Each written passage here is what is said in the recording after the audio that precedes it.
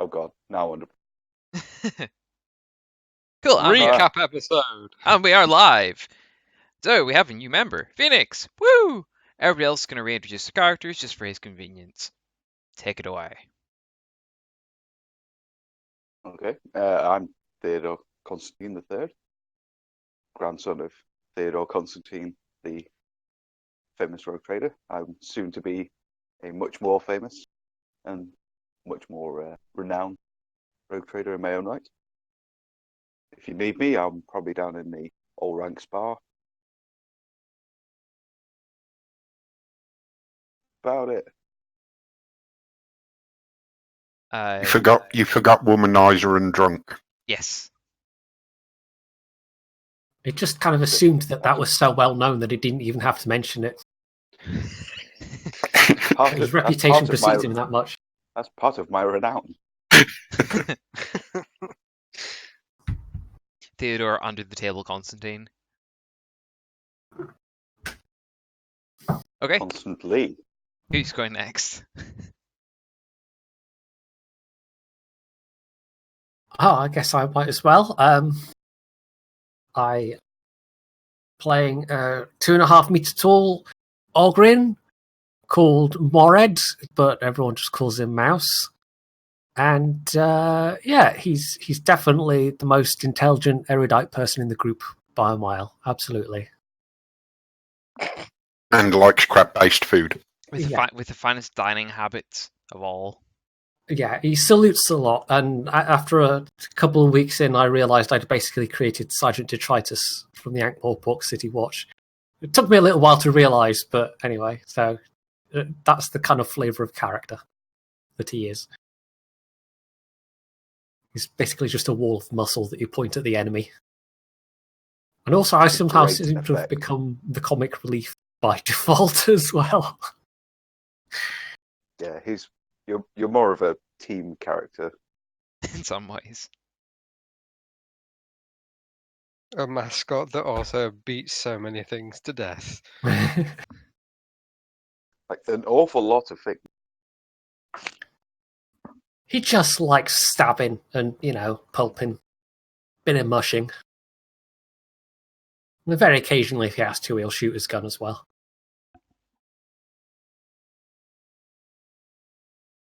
He needs to shoot his gun more. That thing's terrifying. Yeah. What gun is it, if I may ask? It's a Ripper gun. It's basically a big-assed, Ogryn-sized shotgun.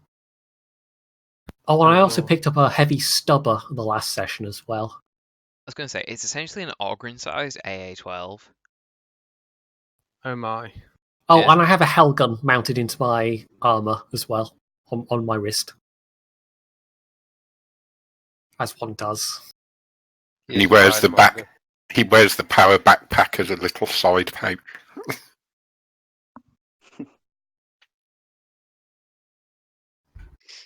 Okay. Who's next?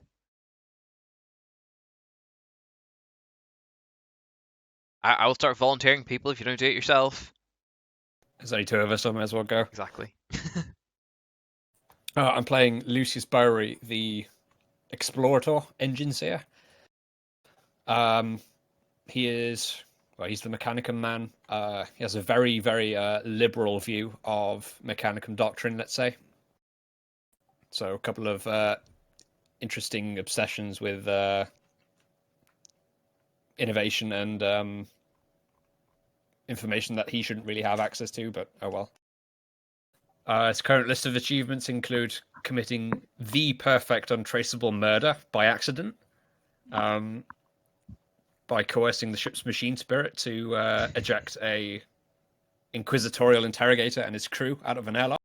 You did that. Yeah. He did. And winning a chess game with a demon. That's pretty much. He hasn't really done much else. It's not a lot. Avoiding all inquisitorial or ecclesiastical contact where possible. That's basically it. He's a little bit unusual after he's taken an autocannon shot to the face. But yeah, he's the tech/medic guy. And He's getting Hendrickson. spider legs. Just casually brushing aside the fact that you took that round to the face as well. And occasionally you are.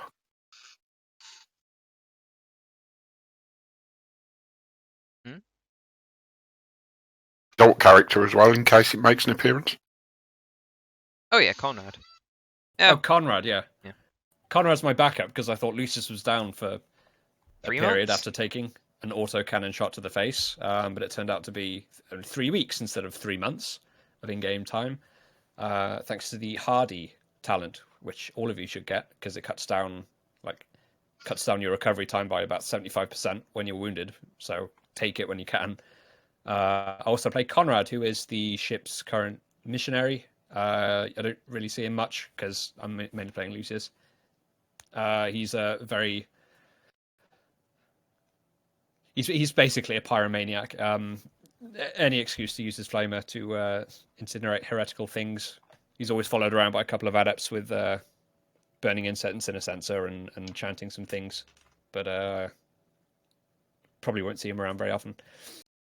Those are my characters.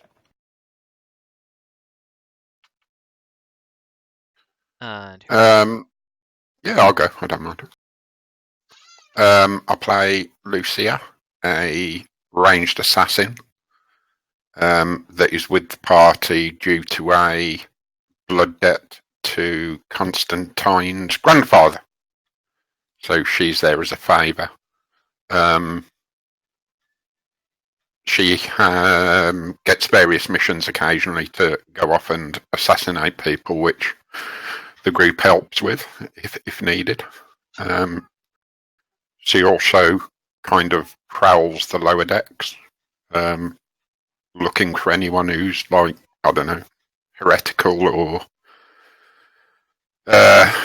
showing signs of certain tendencies, and disposes of them quietly.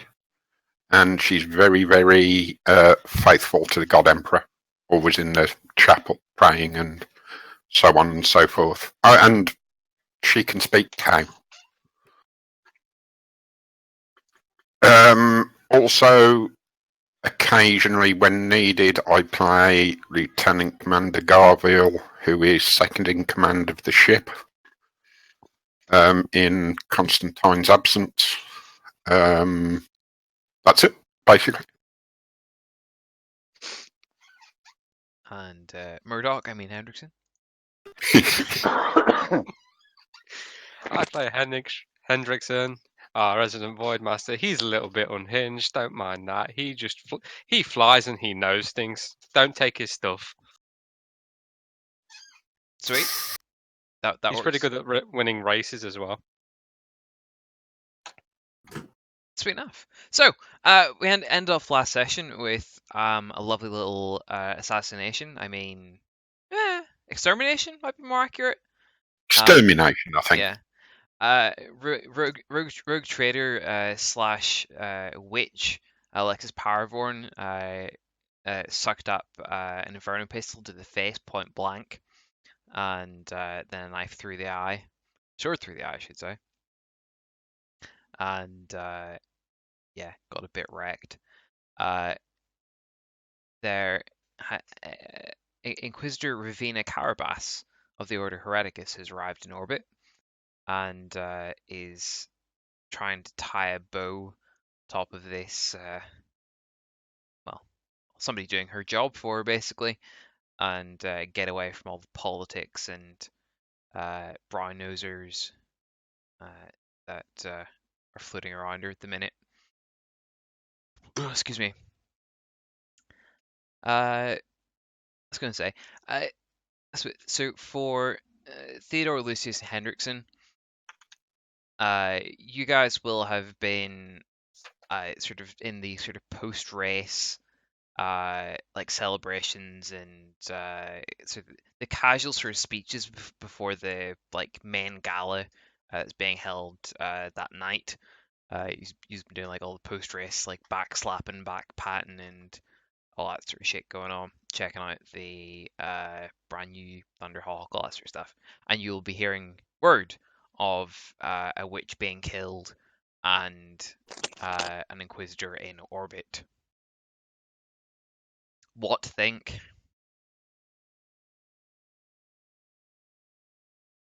Knowing my crew, I would try and account for all of my crew. Probably reach out to them and see what's what.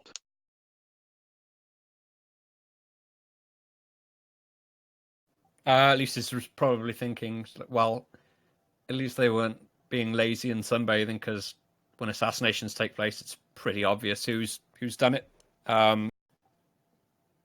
With regards to all the post race, like paddock interviews and so on and so forth. I don't know. I assume he's much like Kimi Räikkönen, where he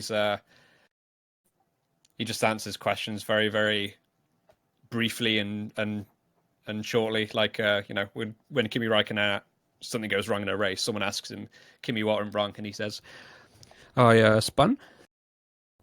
And that's I love his explanations. I love it.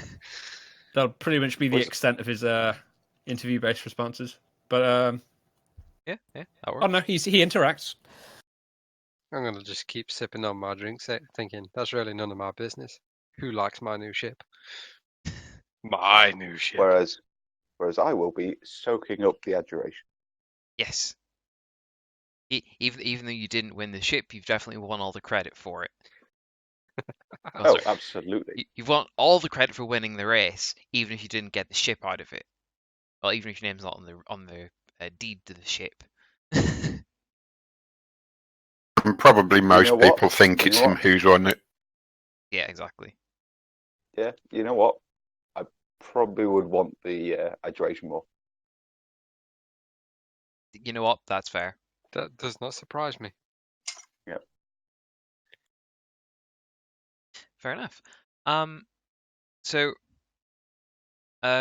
Lucia and Mouse, you two will have been taken up to the Inquisitor's cruiser for a debrief while it's going on. Are you going to report into Constantine, or are you just going to keep your mouth shut for now?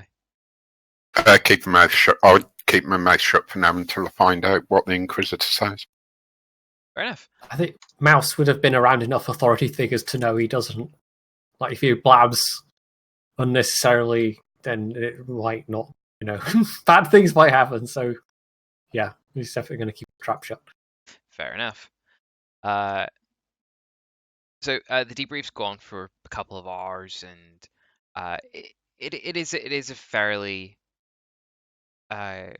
generic sort of debrief. It's how did you find out about her? What happened? How did this? How did this? How did that? What did you do? How did you go about it? All that sort of stuff. And so I'm assuming like how honest are you going to be as far as your involvement? I'd be fully honest in public because it was on behalf of the Inquisition and it came from legitimate sources. Fair enough. I was going to say, each of you will individually be interviewed by one of the Inquisitor's interrogators. They're all like, you can tell it's more like a formality because hey, they've got a very very wealthy dead witch, lying in a fucking corpse box somewhere. So, it's definitely just a more for the records sort of thing. I would explain how I got the, that it was a mission passed to me from my cult because they'd obviously know I'm a member of the cult, being the Inquisition, and just go through it all. No worries. Fair enough. So yeah. And praise the Emperor and all that. Of course, yes, of course. Got to make sure the Inquisition definitely know for 100% sure. Yeah. Well, she would anyway. Yeah, good act, thumbs up. Yeah. But yeah, all goes fairly standard. No one's like no one particularly cares to a point that your answer seems perfectly reasonable to them. They've got what they want, and you get a figurative pat in the back, and the interrogator says, but well done serving the Imperium, and all that fairly generic congratulations. You're not getting anything for it past. Sorry, more the point. It's clear they're not going to give you anything past the pat in the back, because it's your pleasure to serve the Imperium, obviously. Well, to Lucia it would be. Yeah. She'd be perfectly accepting of that. Fantastic. So after you're all debriefed, I was going to say, how would Mouse be handling the interrogation? What would his response to how did you know Alexis Powerforn was a psyker? I've been trying to decide this.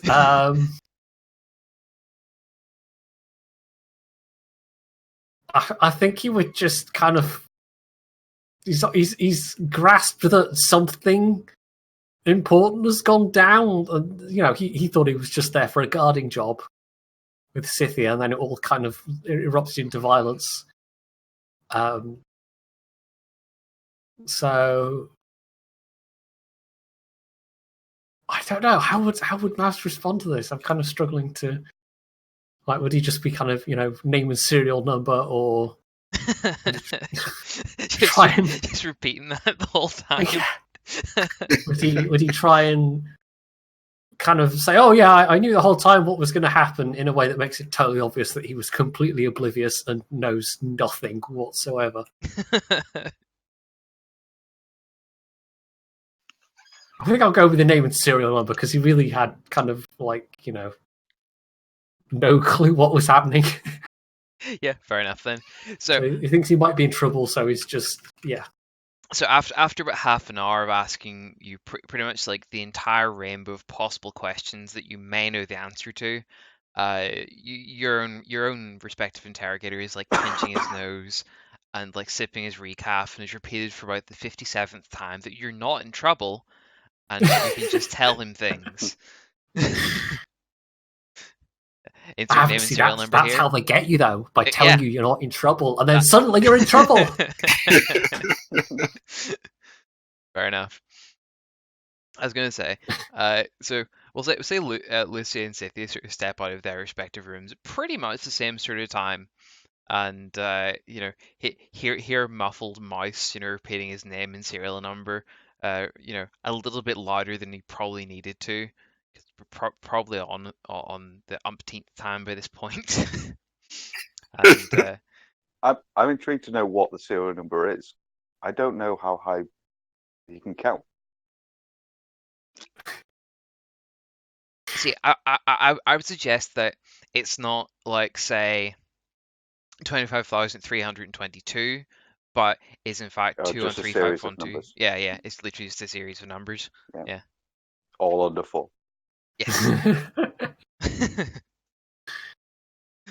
It's kind of funny if someone took pity on him and gave him a serial number they thought he could remember, just that was like 333-333-3333 or something like that.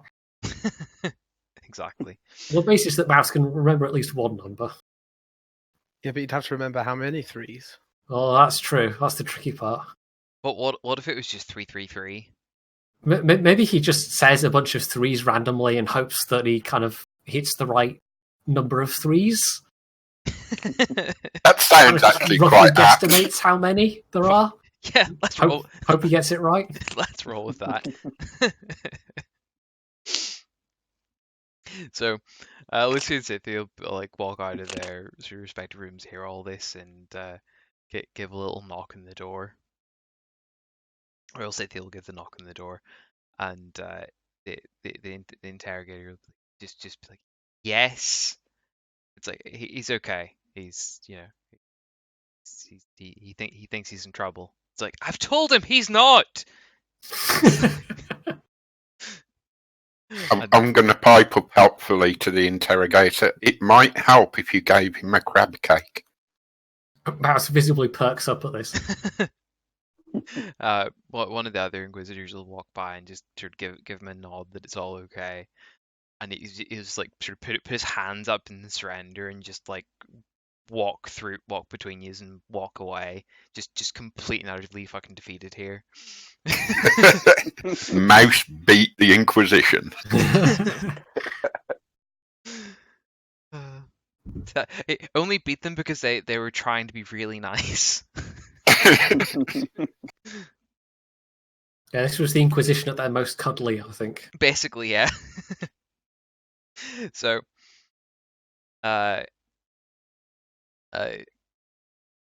strangely enough, all the interrogators walk off, and it's Scythia that's escorting you two back down to the like the flight deck. Scythia will say to you, Lucia, that she is going to be staying with the Inquisition for a while, as Inquisitor Carabas has requested her assistance with a particularly important mission, and she can't say no to it. Lucia would just nod and give Scythia a fairly deep bow out of, respect, and say, I fully understand our duty towards the Emperor and the heresies of the universe. I will try and keep the ship clean in your absence. Sure nods and says, "Thank you. Take this as a parting gift, and we'll hand you her Rosarius." Ooh.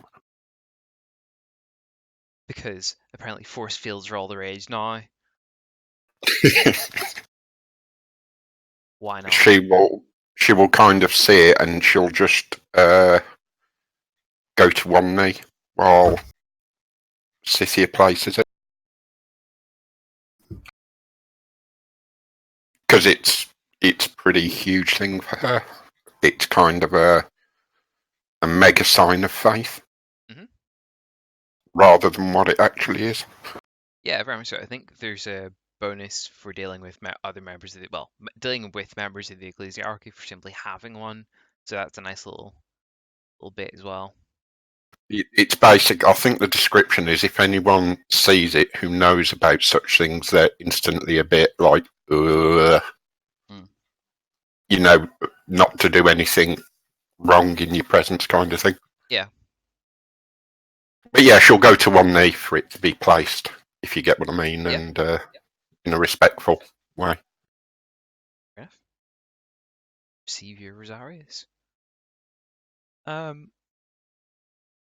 was going to say, so Scythia says, sort of directs you to a particular sort of cutter to take you back down to the planet, and. But can I just say one thing? Of course. One more thing. She'll stop halfway to the shuttle and then walk back, and she'll take a little token out of a pouch with the mark of her death cult on it, and just hand it to Scythia without saying anything, and walk back to the shuttle.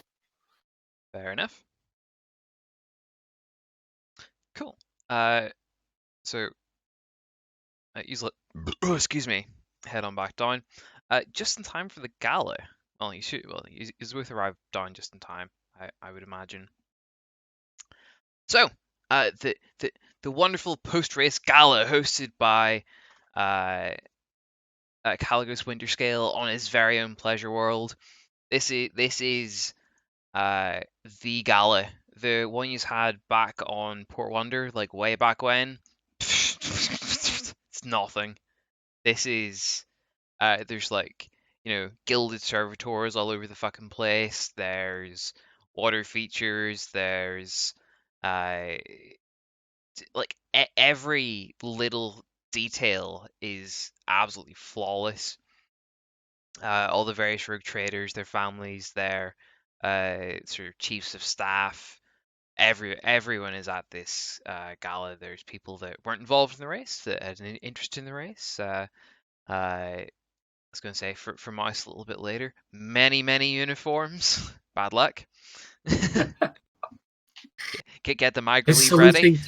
His saluting hand actually is going to be tired by the end of it, I think. That's it. Get the migrant leave ready to go. take one preemptively. And of course, all of you will have the invite to the gala in celebration. Hendrickson, Theodore, and Lucius will all be sitting at the high table up beside Lord Winterscale himself and sort of his chiefs of staff. Otherwise, the rest of you plebs will be down in the crowd with everybody else. Yeah, it will be a fantastic night of the finest foods. There's a large platter of crab cakes going around for anybody possibly interested, of course. And yeah, it'll be of nights your characters would remember. This would definitely be one of them. But we will skip. I say skip. We'll move forward See, to the. Sorry. No, I'm just envisioning Bilbo's birthday for some reason. Interesting. Yeah. I mean, Don't know why it's stuck in my head. I was gonna say, yeah. Considerably less rural than that, but Yep. Yeah. I'm just wondering what Mouse does if he sees someone in a uniform whilst he's got a crab cake in his hand. Ooh. Asking important questions. That's a valid question. Yeah, does he have the presence of mind to put it down first, stuff it in his mouth, or does he salute and end up with it smeared all over his helmet? This sounds like a willpower test to me. I think so. Just flat? Uh-huh. Well, actually, this is in a formal environment, isn't it? There's a malus for that, which is -10. Oh, no. Oh, no. Oh, yeah. Oh, yeah. Holy shit. It's a crab cake. He's not going to want to waste it. He's not going to waste crab. Oh, no, Pointy. That was the first roll of the night, and it was a 1. It's all downhill from here. In before we all roll 1s, and you hate yourself. No, what's worse is I start rolling the 1s, then you're fucked. Oh shit, what up? Exactly. But yeah, fair enough. Apparently the power of crab cakes rules all, and Mouse is apparently on best form as far as being almost human as far as mannerisms are concerned. Excuse me. So the meal goes on, meal's over, and everybody starts, mingling and socializing and all that sort of stuff. Excuse me. Very gassy. Theodore, you'll be getting all the pats in the back, and many nobles trying to introduce themselves and their daughters of various attractiveness and eligibility to you.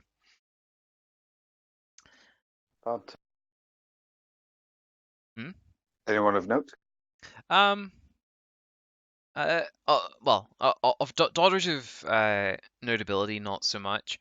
I was going to say, Ignatius Whimsit, Anthony Whimsit's father, comes up and gives you a rather hand-crushing handshake and congratulates you on your win while puffing a large purple plume of cigar smoke into your face.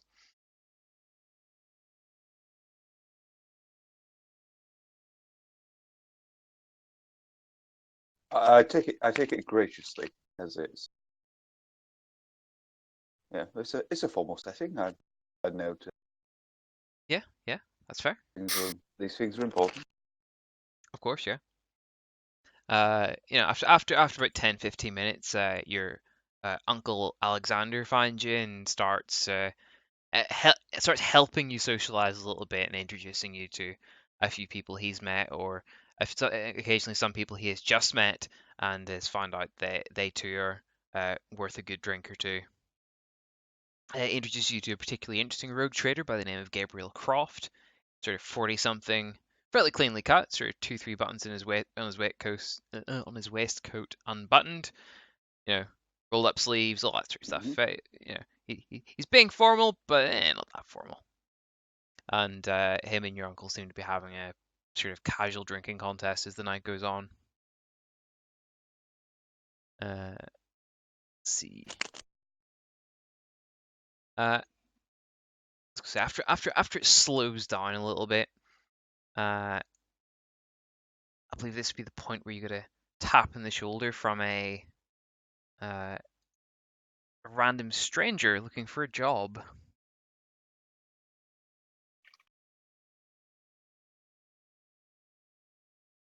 By the name Hello. of Jericus.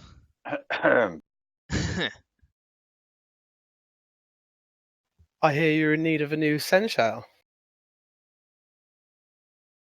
And what you see I would know about is this by the yeah, you definitely know about this. Yeah. Now, yes. Yeah. what would you see is a human person, black hair, a medium build and medium height. Nothing that interesting to him. With a drink in hand and with a smile on his face. Very What's he drinking? unassuming.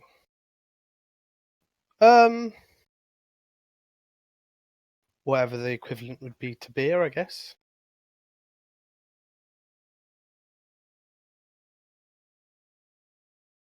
No complaints. So,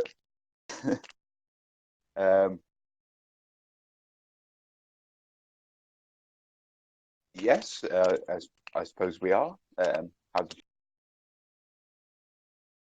Well, as hear this? Seneschal, do you not think I would know? A very good answer. Very good answer.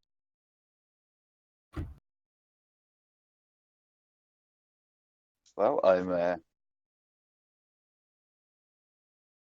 sure that once I'm less inebriated, and I'm sure we can take your application and go for a vetting process, and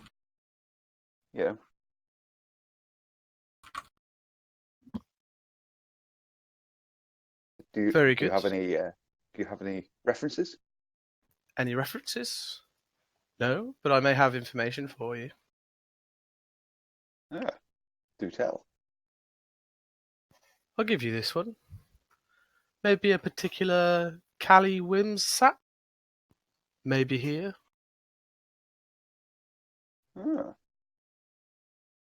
That is interesting. And maybe that certain person's brother has been trying to keep her away from a certain rogue trader.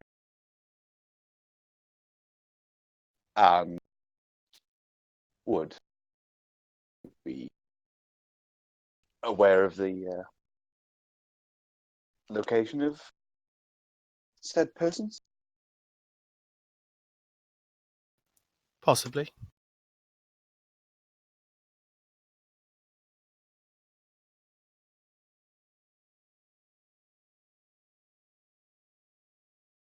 Tell you what, if you can.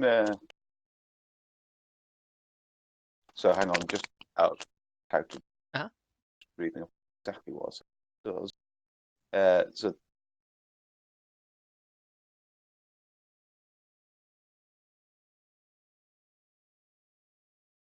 okay, so it wouldn't be out of it. Yeah. Okay. So yeah, I'll tell you what. If you can arrange a meeting with this young woman, perhaps I'll take you aboard. Then we must consider it a deal, good sir, and I'll give out my hand for a handshake. Grasp it firmly. A firm hand grasps back. Cool. So, this would be about the point where there'd be a sort of clinking of glasses and whatnot, and You still turn around to see Calgus Winterskill standing sort of up by the high table and waiting for everybody to sort of turn for attention and begin his speech of how it's great to have everybody here and what a great success this was and what a wonderful distraction it was from his normal trade wars, which get a little bit dull after you do them for so long with the same people, you know. But he's decided to award a special reward to young Theodore Constantine for his particular like his unusually strong performance in this event.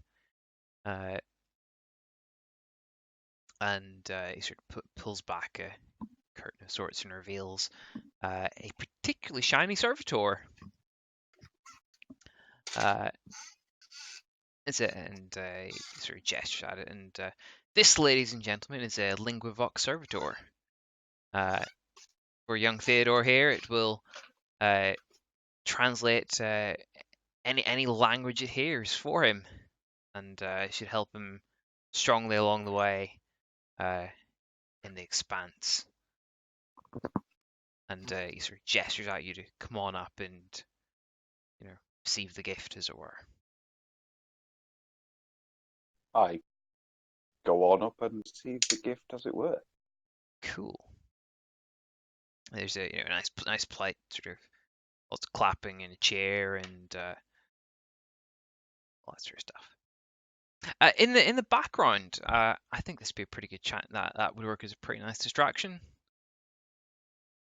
to try and steer a particular young lady away, don't you think?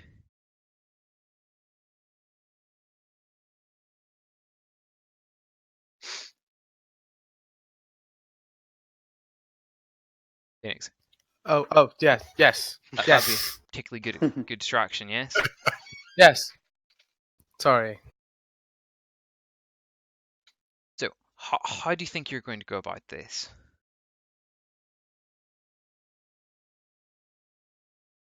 Well, I don't think we've got chloroform on your character sheet, so no, that's the easy way.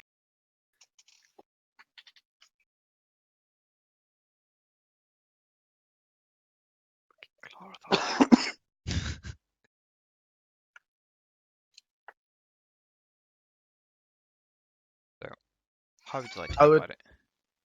I would,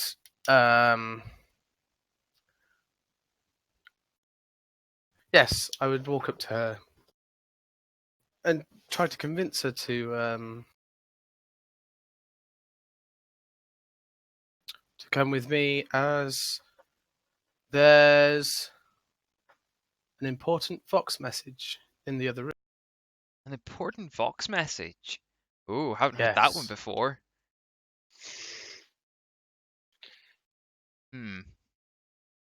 Okay. What? So I'll put this into the party. What do we think that's worth, as far as deceive roll's concerned? Is that worth anything extra? Do you think? Perhaps if the Vox message has some sort of particulars about it. I mean, it's a step up from saying there's an important Vox message in my pants. That's a good point. That's a good point. This is a good point. We don't need another Theodore. But on the other hand, it's that simpler reason.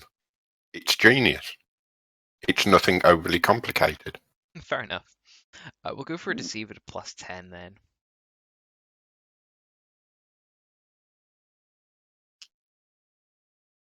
Show me a 1.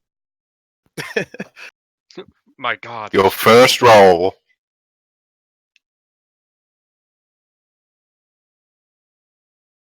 So if you click the 51 beside deceive, that'll bring up the roll box. Literally just put 10 in there, and that'll add it onto the roll. Yeah, the box not isn't popping up. We're using Firefox, perchance. I am, yeah. Yeah. In that case, just give me a D100. Okay, okay.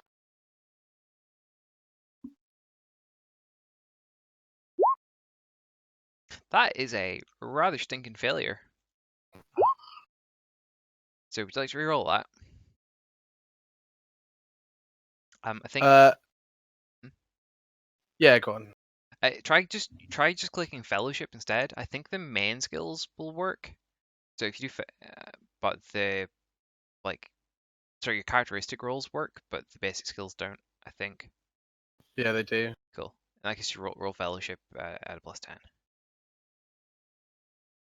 So I just put a 10 in, yeah. Yep. Ooh. Okay, she failed as well, so re-roll that again. It's an opposed test. The first person that succeeds gets it, basically. Okay, give me 2 seconds. I'll just switch over to Craig. No worries. Ooh, she passed that, but quite a bit. So this is a deceive roll. So this is against her intelligence, and she passed that by what's that? Yeah, Hang on a minute. Can I butt in at this point? of course. Why has she got such good intelligence if she's sleeping with Constantine? The space herpes should lower it. Ooh, Ooh. close.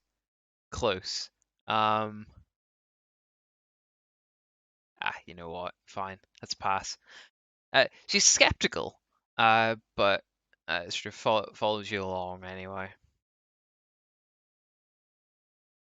Okay. So I would like to take into a side room, and explain. Once we got there, I would like to explain there is no Vox message, but Theodore would like to speak with. She seems pleasantly surprised at this, and is happy enough to wait around. Good. So once Theodore's off the stage, I would like to also accost him into the room, giving him a look of, "Come on, I've got some, just follow me." It's the sort of the thumb in the nose, the flick in the air, and all the little yeah. Doing the funky chicken to get his attention, sort of thing. Yeah. He does like doing funky chickens. Wait. No, I'm Talking gonna about stand me, by that. or I'm going to stand by that. Fair enough. Fair enough. So Theodore, you're guided to a room with Callie. I was going to say Callie Constantine. Jesus, Callie Whimsit waiting for you. And on entering the room, she practically throws herself at you. Well, that's my job done. Yep. Hello, ladies. Has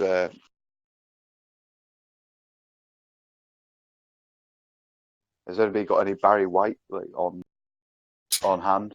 Is this one of those fade to black moments? I was right about to say yes. So we'll fade this one to black and come back to that a bit later. Go Bobby B, baby.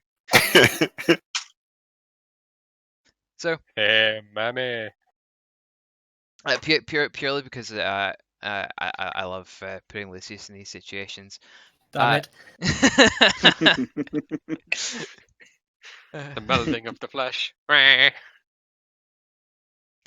So Lucius, you get some very how to put it, high society women and very overweight gentlemen will come and try and talk to you and ask, just how did you get the ship to go so fast?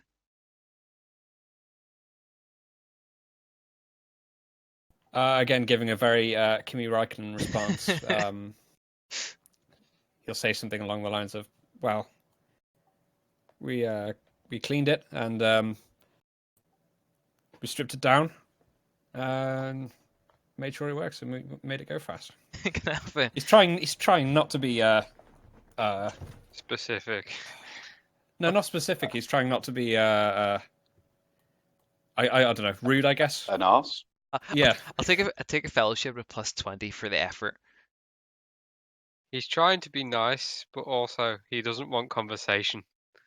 He's elaborating on we push the throttles forward, but Basically, not by yeah. much. Yep. A polite way of saying go away. We made the throttles go further forward. Yeah, we took out the back panel so we could push them further.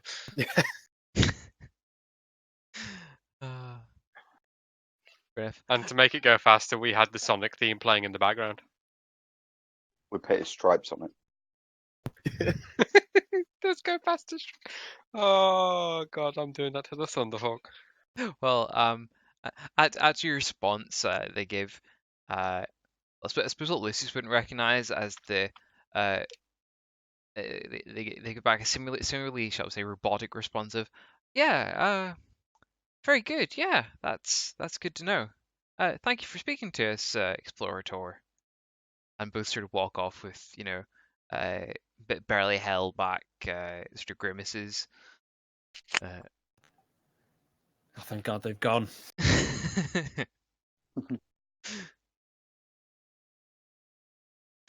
Fair enough. There is barely a mention throughout the whole night of Lex Paravorn, and apparently having an Inquisitor ship in orbit tends to keep that sort of talk under wraps, even for a bunch of rogue traders. I was going to say, is there anybody have any interactions they would like to try and push through other than Theodore for this Dama. evening? Or we all know how he's going to be interacting, but In and outer rank. Yeah. Is there even though it's a pleasure world, is there kind of like any kind of really fancy temple down there? most likely, yeah. Lucia would probably, if she went down with Mouse, go off to that to have a look. Yeah, fair enough. Let's say you're off doing your own thing then. Okay. You know, big parties are a bit too much of a crowd for her. Fair enough. The party goes on for like most of the night, and Yeah, it does.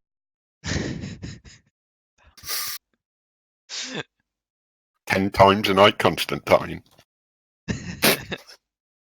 and It still only takes an hour. I was going to say, what's Hendrickson been at the party? Just sort of generally getting drunk with what's his face? Flight Marshal Lenny Kane. Oh yeah, you don't drink with the Lenny, but I'm drinking with the Lenny.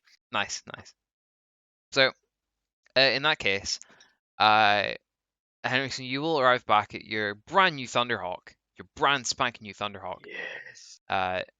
to find what would appear to be a trailing of like undergarments and a sock over the door to the cockpit. I am going to pull out my I'm not. bolt pistol. Who's on my fucking ship? Do I notice what the coat looks like? Oh yeah, it's Constantine's coat, all right. I'm definitely pulling out the bolt pistol.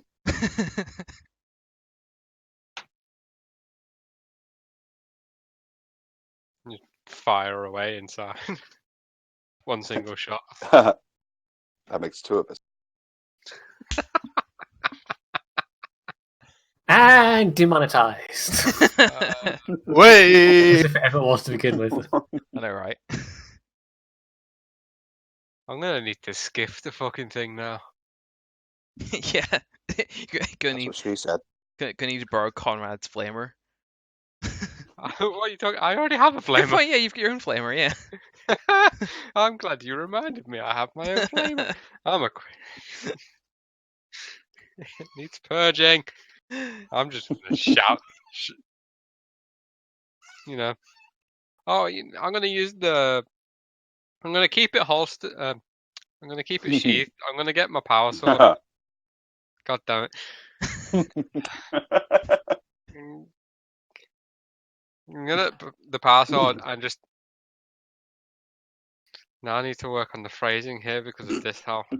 This asshole. Who's asshole? I'm going to attack the door Really? a couple of times to make some sound. Very, very, noticeable sound. I'm trying to word it very interestingly, Phil, because of this. So Tick. so you're going to clang the flat of the part of the turned off power blade against the door. Yes? You don't. If you turn it on, you will literally slice the door apart. I just got the ship! Exactly. You don't want to slice the door apart, so you get power. Exactly, that's why I'm keeping it off. Yeah, good. Yeah. That's what I was making sure. Fool. Fair enough. Congrats, Theodore. With your ringing headache, you're woken up by a clanging in the door. And, Fiora screaming, Mouse? Get out! Get out! Where's Mouse? You say, Didn't Mouse go off with? oh no, Mice was at the party. All right, okay. I just heard a clang and assumed. Yeah, I don't think Mouse is there. Certainly sounds like it.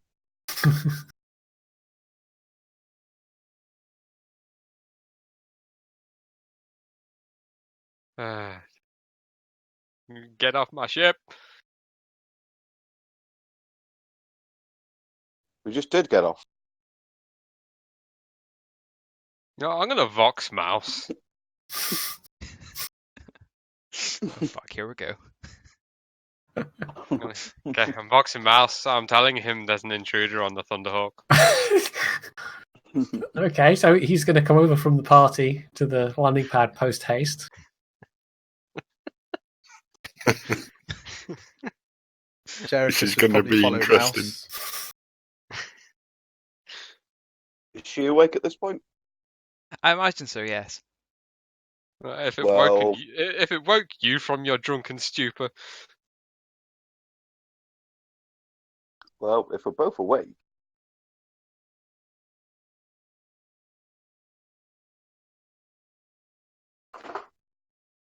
So I'm going to guess it only takes like a couple of minutes to mount for Mouse to. Yeah, but 5-10 minutes to get across probably. I some sort of transport, I imagine. Yeah.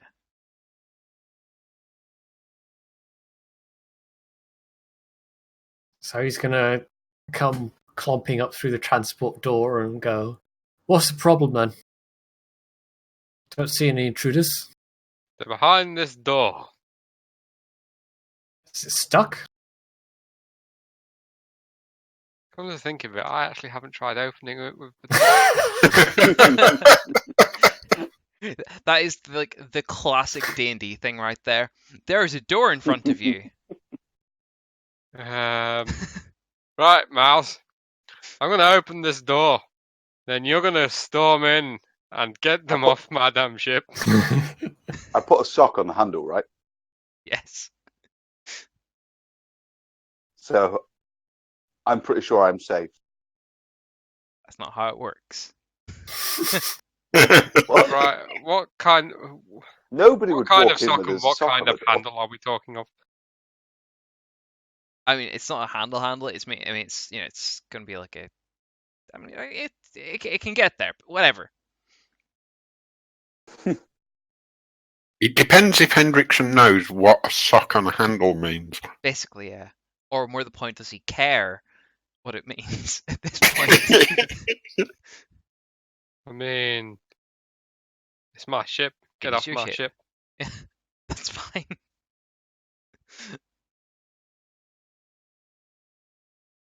Yeah. Okay. I'm going to Do the thing. eject the undesirables. I think already beat you. I was just sorry. Same thing. Thinking, He's already ejected several times. Mild All regret. over those nice leather pilot seats.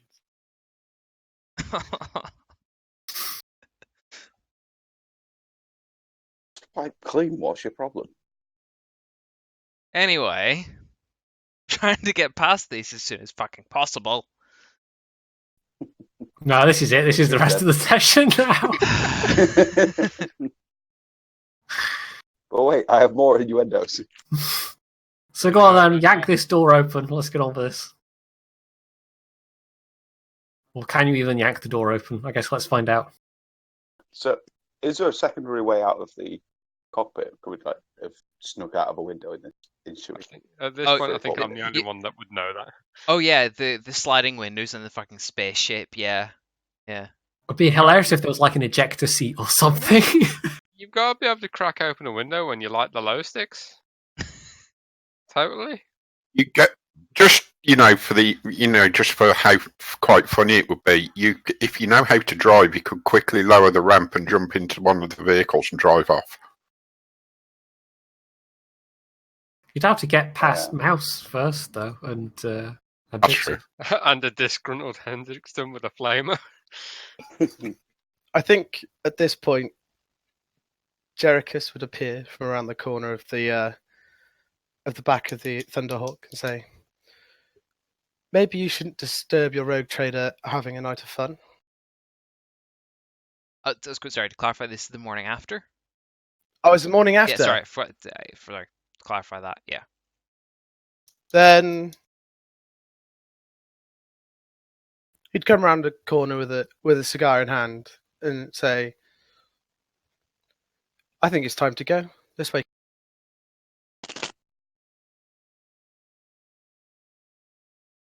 That to whom? To the people already in the Thunderhawk.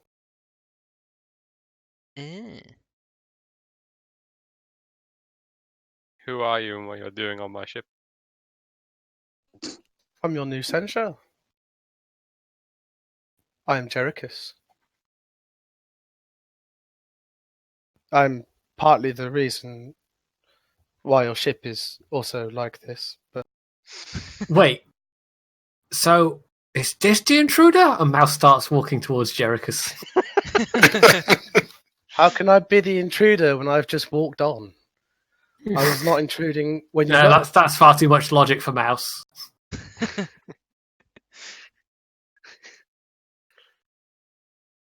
Mouse uses tree beard logic. Well, he's been summoned to the ship with reports of an intruder, and here's someone intruding on the ship, so ergo, it's fairly clear cut. I will step off the ship rather quickly and say, "Am I intruding now?" Mouse looks a little uncertain and then kind of concedes that no. He sounds disappointed he's not going to get to, pick you up and bodily throw you off. I'll then turn to Hendrickson. Permission to come aboard. And if you get these fucks out of my cockpit. Too late. That shit's gonna sting.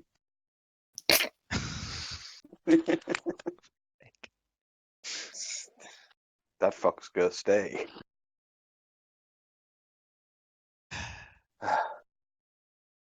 You invited this fella. I mean, I kind of did, but still, you're supposed to have kicked them out about 5 minutes ago. Anyway, I would have kicked him out 5 minutes ago. What? no, never mind. Let's go. Not you. No, not you. He's saying generally. Yeah, just generally. I'll remove the sock from the door, give it a knock, and say, "Get dressed, you're coming in," and then I'll open the door. I'm bollock naked in the in the captain. I'll step Mouse. inside and close the door behind me, locking it. Mouse gets a glimpse. Oh, actually, can Mouse react to grab the door before it closes? To Sure. stop it from being closed. Oh god. I was going to say, give me I feel a cutting This would be statement coming here. Like- Hold the agility, door. maybe. yeah, give us a flat agility. Yeah. Hold the door. I hope it doesn't end like that. Oh no, it's gonna end like that. No, I think I won't. You sure? So Mouse is...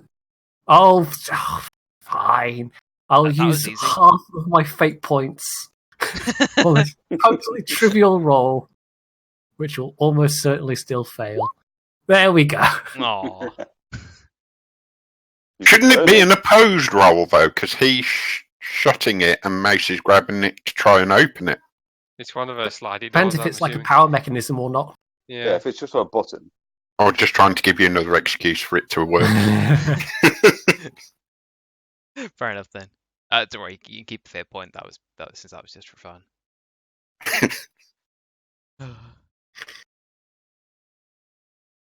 Fair enough. So there's naked Constantine and a rather embarrassed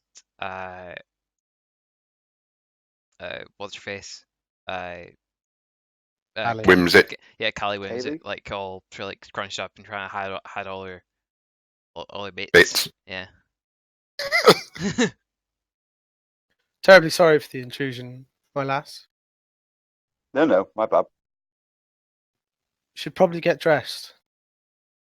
And I'll avert my eyes from Wimslet and start talking to Theodore. I was gonna say that throwing the stray bits of clothes into the cockpit might be an idea at this point. I think that's a good idea. Yes. I'm gonna throw them all in there and then Mouse is- ignite the end of the flamer. I don't think Mouse has got. I don't Incentive. think Mouse knows at this point the captain's in there, so he'll be in the background of all this. He'll just be banging on the door with his fist. Oh shit! Yeah. How are you gonna throw them the clothes when you shut the door behind you and some of the clothes are out there? Good point. Oh, window. I would assume there's enough clothes to look decent inside the cockpit. Well, there might be enough clothes for one person. The question is, who gets what clothes? Yeah. Is Theodore going to come out in, like, bra and panties? Hendrickson. Well, Oh, shit. I will. And it probably wouldn't be the first time, but still. We saw him with a demon. Let's be honest. Hendrickson. Hello. You could always go round the back and lower the boarding ramp. They're in the Done that. cockpit. Yeah. They're in the cockpit. Boarding ramps underneath the cockpit for the Is vehicle. it? And It's the Thunderhawk. And you could get in that way. there's two ways in? Really? Well, there's the boarding ramp at the front that opens to let the vehicles out. Yeah. Surely the cockpits are sealed. Yeah. Yeah. This, All right, this might involve looking at. Yeah, the cockpit's above that bay area. It's going to be like a separate deck, I would guess. It's just a thought. So, Filbert, is there enough clothes to make two people decent inside the cockpit? Yeah, just a bite. Right. Just Then a I'll bite. throw all the women's clothes at Theodore and all the men's clothes at No, I'm just kidding. I will do it the right way around. Cool. To be honest, he's depraved enough that he'd probably go along with it. I'm guessing that it's all singing, all dancing. Thunderhawk comes with a recaf machine of some sort. Yeah, I'm just sort of, there's probably one in the back there. Yeah. sort of sat there sipping my recaf while clothes are just falling around us. Well, I guess that's our cues. I guess that's our wake up call. And I tell them to give us a minute.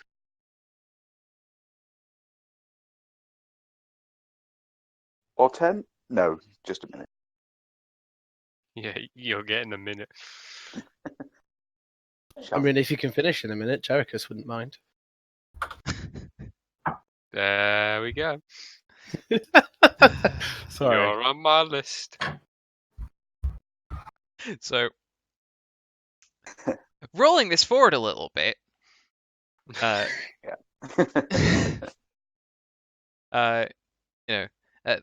two will bugger off somewhere for a while, and congrats, you've got your Thunderhawk back.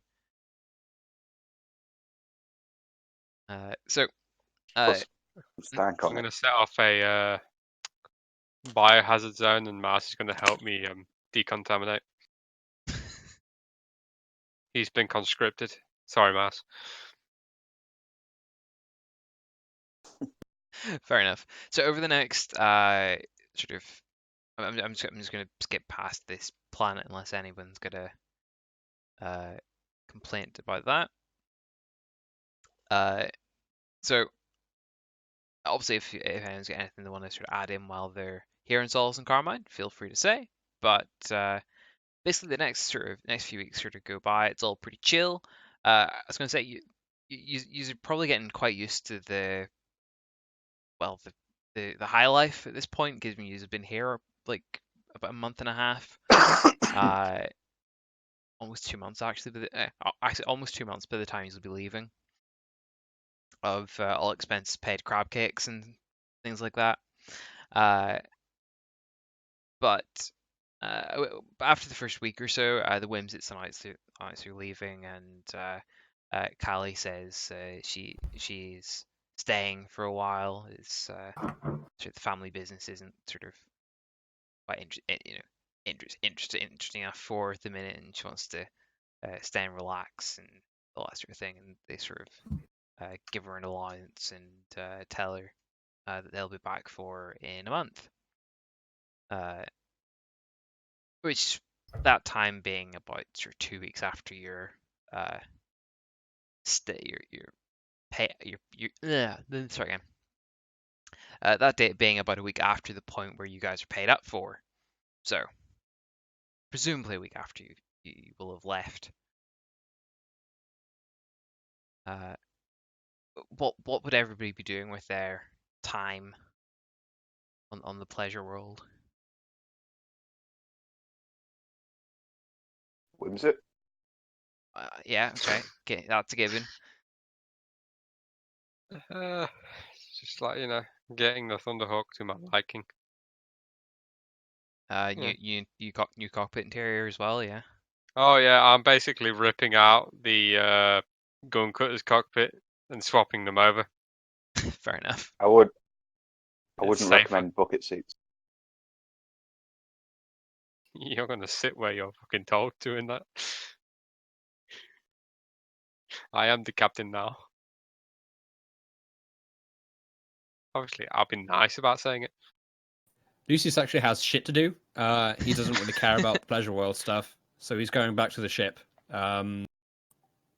And he's got some business with his servitor, which he wants to analyze in the laboratorium. Business with his servitor. Yeah. This being the servitor that carried the demonic warp sword back onto the ship. Oh, how did that go? Yeah. So Lucy's very after running the sort of various diagnostics for an hour or two.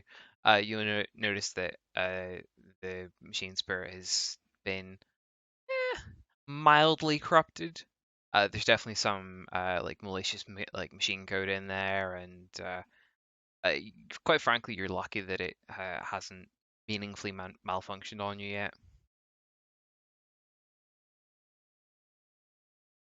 Okay.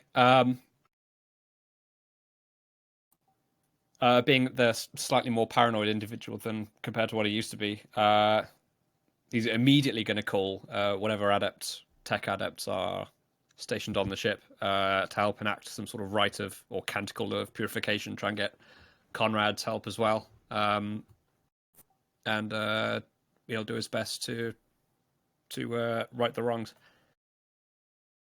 That's good.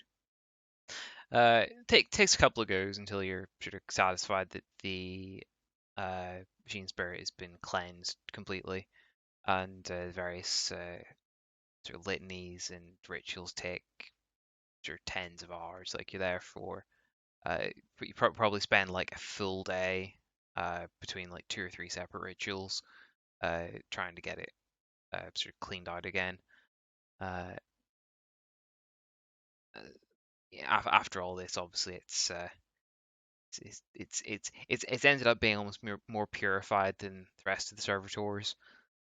So I feel pretty satisfied with it at this point. Okay, cool.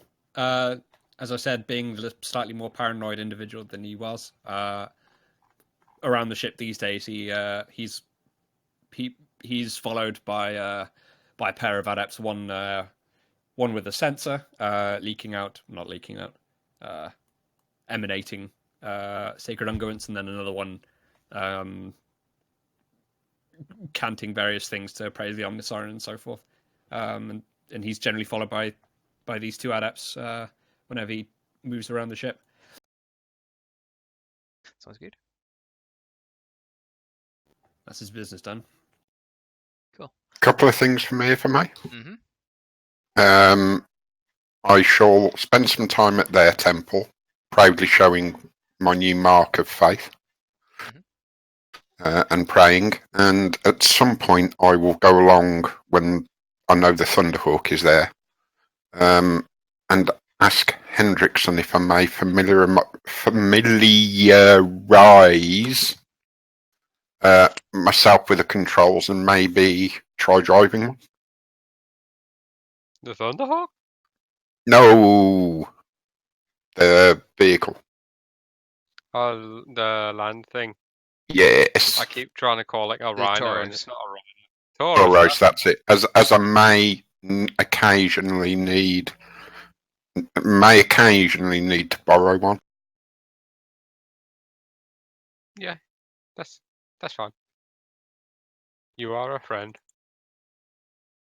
Fair You don't contaminate my things. Nope.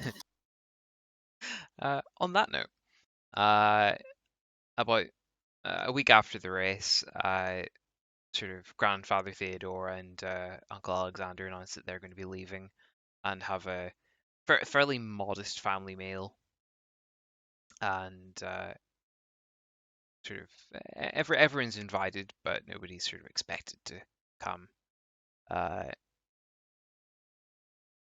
Who would want to attend a meal with the Constantines? Yeah, probably should. I mean, Mouse wouldn't be going unless he was specifically told he was going. There. On a weird change of events, Lucius will attend. Ooh, okay. So will Jericus. Yeah, I was going to say Lucia would attend to pay respects to the grandfather, to be fair, I think. Yeah, sounds good. Fair enough. Looks like it's me all by myself.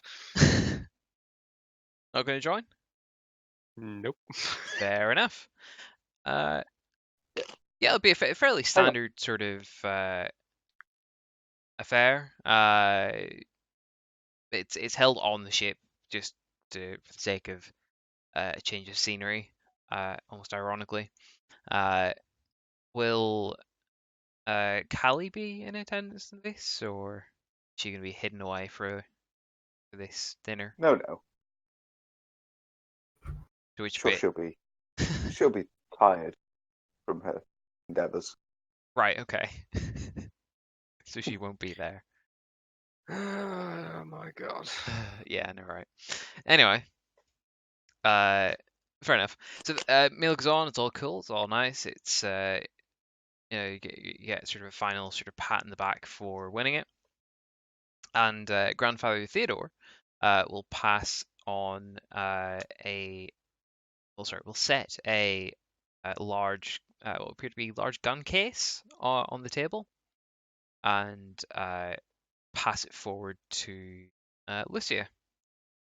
Say, this is a gift passed on to me from Inquisitor Braxton.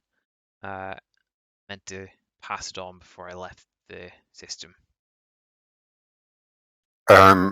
she will obviously give an extremely deep bow, more than to most. And she will. Is it okay to open? Can I open it? I would open it there in front of them, I think. Yeah. I will pop the catches and open the lid carefully. No worries. Inside, you find an extremely well-made and practically gleaming solo bolt gun. And about through the top of the magwell, there's the embellished symbol of the Ordo Xenos. You see sort of various rosettes and whatnot to say that it's been sort of rosettes and little bits of parchment and whatnot to say it's been sanctified by sort of a member of the ecclesiarchy. I think at this point she would go to both knees and slowly lift it out of the case.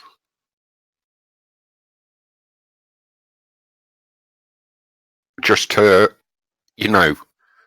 almost very, very reverently.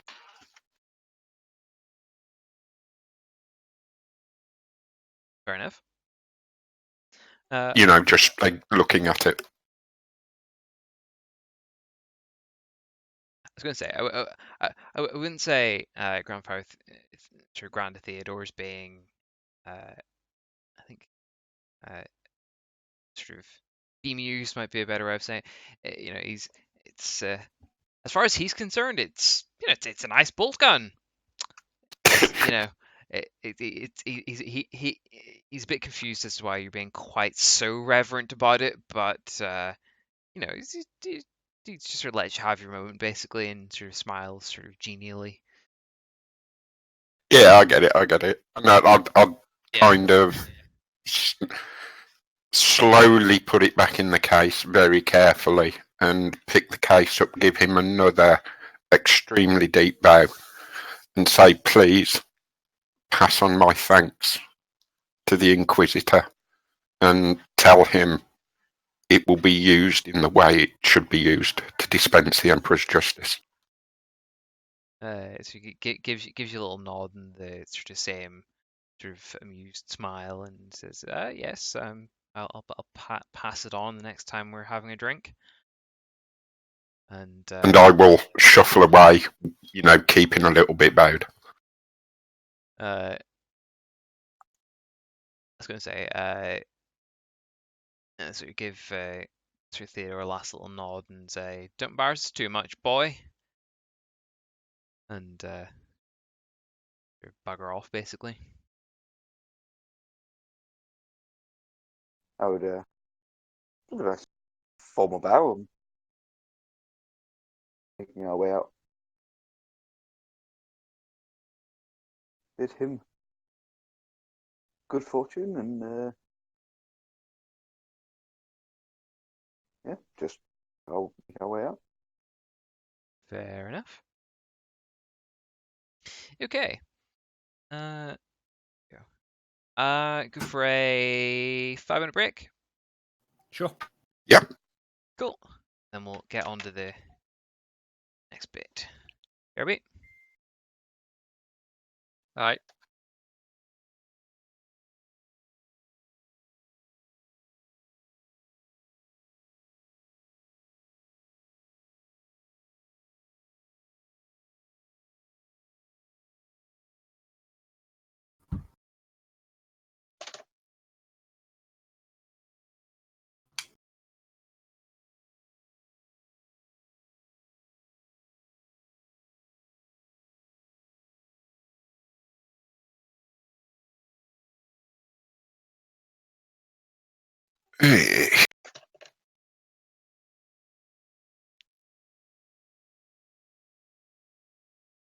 Actually, a coffee is a good point, I think.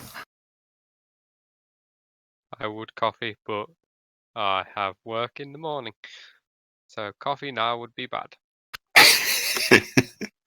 I don't have a bloodstream, I just have a caffeine stream permanently. Oh, at this point, I don't have blood in my system anyway. I mean, I've already had enough coffee this morning. I'm back in Like- a minute. Before I even got to work, fucking 2 cans of the Starbucks espresso and a normal coffee. Oh, that's nearly as much as me. Oh, that was before I got to work, man. I literally, I drink it like water, like pop. There's permanently a pot of coffee on. You know, back in 2 minutes. Hang on.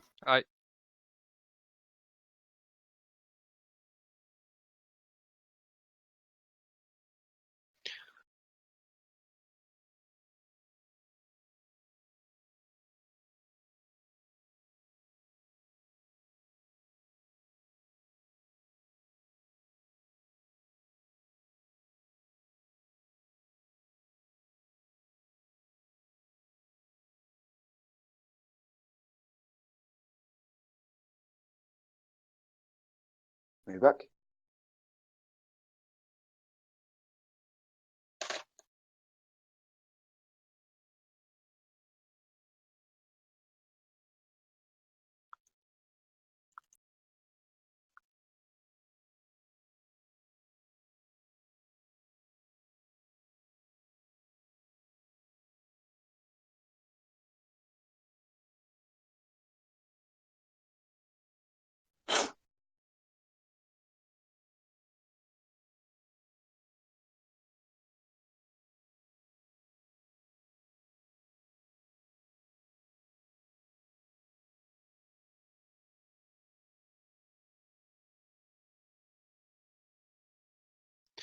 I did a very stupid thing, by the way, Matt. Oh. I reinstalled Arc. Yeah, I've thought about it. But now I just don't have time.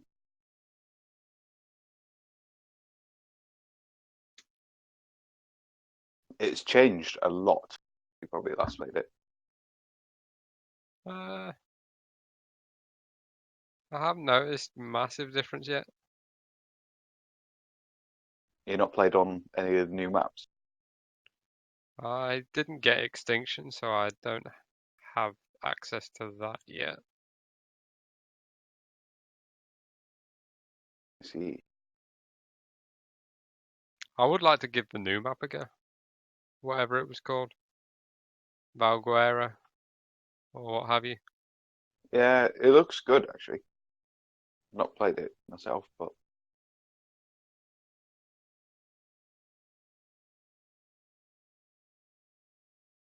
I kind of fell out of love with it a little bit because You went hard, to be fair.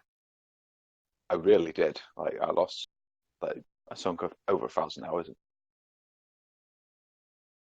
Yeah. I enjoyed it though. I think I was PvP the and first one of the friend group to get it, and I've only done like 500. Sounds like a lot when you say it like that. To me. 500 hours is a lot.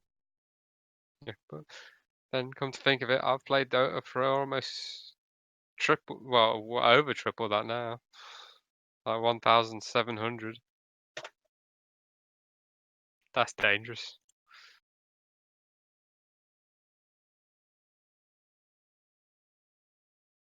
I am returned. Back as well. Me too.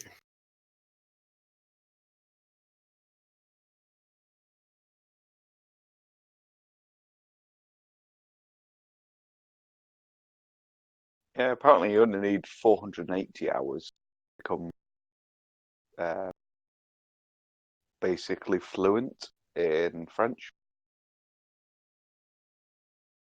What's that? Hmm? In what? French. Oh, if you was to learn the French language, yeah. Who wants to learn French, though? Yeah. I didn't really like French at school. Would have happily learned another language, but just wasn't a fan of French.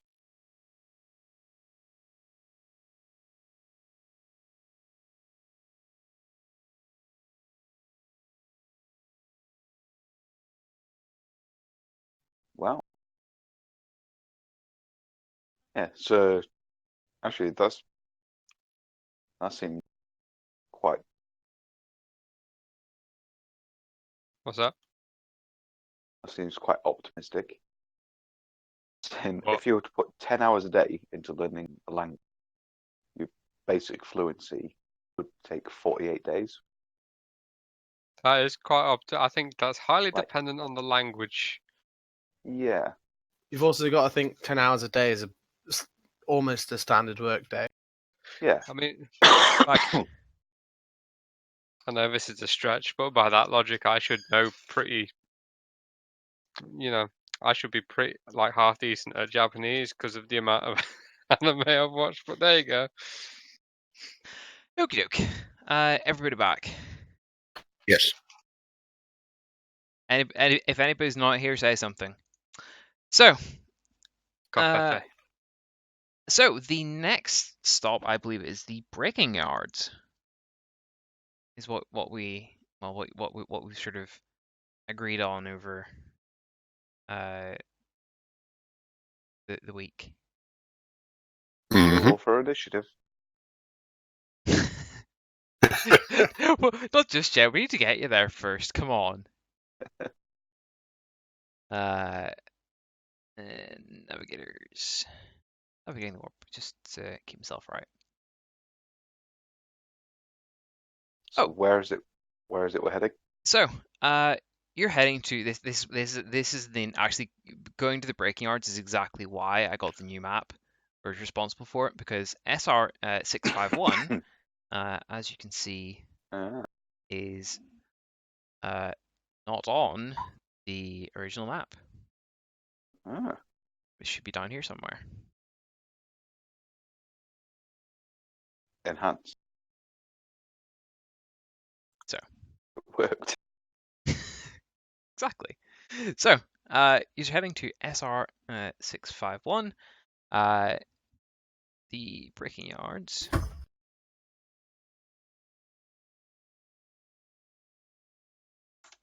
Go.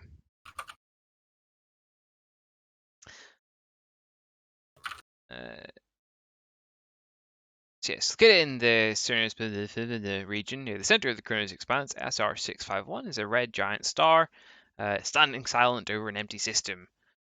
Whether the system ever had planets is unclear, but the entirety of it is littered with dense asteroid fields and the shattered remains of void ships. There's a particular way into the system, and all the wrecks have essentially like pulled themselves into their own asteroid field.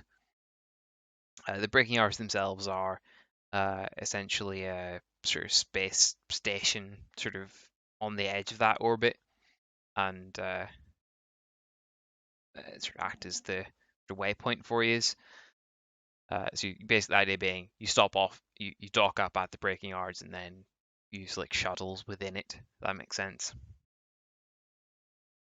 I was gonna say what you would know is that it's a pretty dodgy history, and any rogue trader that's ever taken it over by barter or by force has ended up basically going broke for it. So, yeah. So, step one. So would you like to go straight there, or do you want to stop off somewhere to maybe minimize the warp rolls? I have absolute faith in our navigator after our last efforts. That's a good point, actually. Yeah, do you not remember? Our navigator got juiced. Yeah, so Phoenix, for reference, the point was to race from Footfall to Solace and Carmine. So the idea was it would take essentially a month of I think what was the route you took? Month of Was warp it travel. to Falcons? I don't know. Yeah. That sort of thing, roughly. Yep. So I mean that was roughly the route they took. So it was like an entire month of travel. They did it in 6 days. So yeah, there's some Stonks. What heresy led to this? particularly good rolls apparently. Okay. I know, right? As far as some of the rules have went, it may as well be Heresy because two subsequential like warp jumps, they were in it for like a full month. So yeah. Okay. I will fire up the navigator and we'll see what we can get. So 13 days. 13 days.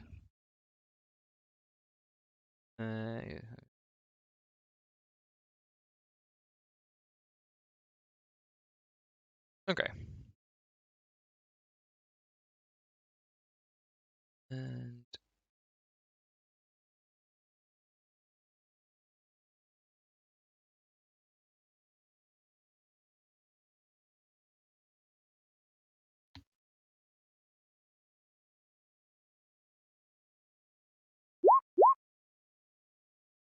God damn it, I made him too good.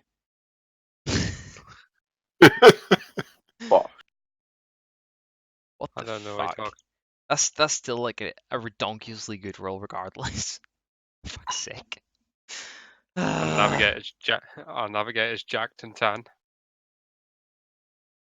It's a quarter of the duration, so you're going to make it there in about three and a bit days.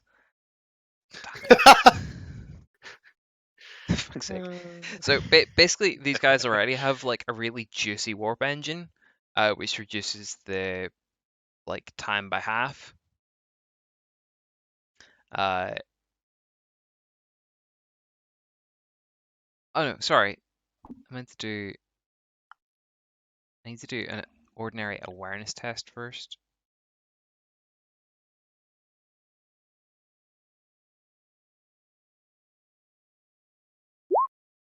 Whatever. Yeah, fine. Shut up. It's making up for all the shit you've caused us by not juicing him up gradually.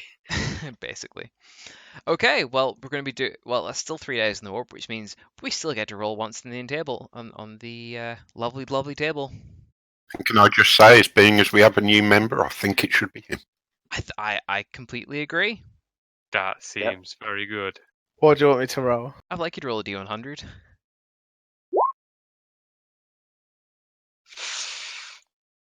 That's a spicy boy. Yeah, I've had that one before. Give me another one. Roll high. Here we go. Oh shit. Aw. Ah, okay. You've disappointed Phil. Welcome to the crew. I was hoping for something high too. I mean, at this point with our navigator, the only thing that's going to be Oh, high here we now go. is going to be Theodore Oh. himself. He's laughing, so it's something bad. Yeah, when your DM laughs, it's not good. Oh dear. Good. Fine. You wake up from the night shift and find you don't have any hair. Not a single one anywhere in your body. You find that you're not alone. Everyone who fell asleep has woken up completely hairless. This continues for 5 days straight, anytime anyone falls asleep, until only the most stalwart, requiring several drugs and a -30 willpower test, have managed to stay awake. No one knows where the hair goes. Those observing the sleep will see the hair begin to very slowly recede into people's bodies, although it was growing in reverse. After 5 days, everyone's hair begins to slowly grow back. Lose 1 morale as the crew is understandably upset, and everyone affected takes -5 to all fellowship checks for the next 2 weeks, since it's hard to take anyone without eyebrows seriously. Well, It's like that damn station. considering I wear a mask, I'm fine. I'll be really nice if you want to spend a fit point to re-roll that, given that you're going to be doing some negotiating. That's fine. You just do what Mouse is going to do and draw eyebrows on with crayon. Yeah, I'm gonna spend one. Go on then.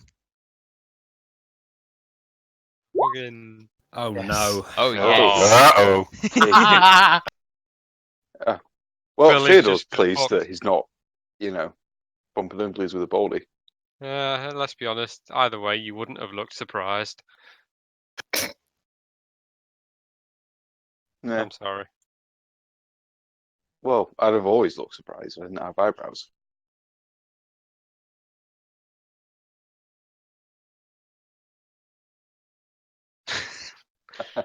See, it's Were not you exactly. scowling? I couldn't tell. You don't have eyebrows. No, it's that like doppelgangership one, and I'm still not going to run it. Take the next lowest one. Yeah. Yeah. Yeah. So the Gellerfield buckles momentarily, and everyone needs to roll a -20 willpower roll. Oh. Oh, Oh. that's a fail. Does nothing affects it, it's just normal -20, yeah? -20 willpower roll, Yeah. yeah. Is this a fear test or is this just a willpower Oh It's my a god. straight up willpower test. I'm done diddly Minus fucked. 20. Everybody Yep. fails.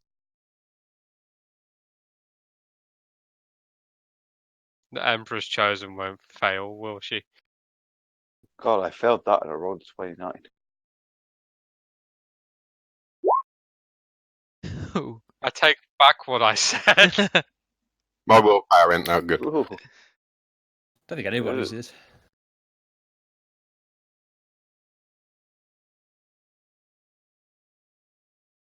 And still missing one from mice. Oh, sorry, what am I rolling? -20 willpower. Watch mouse.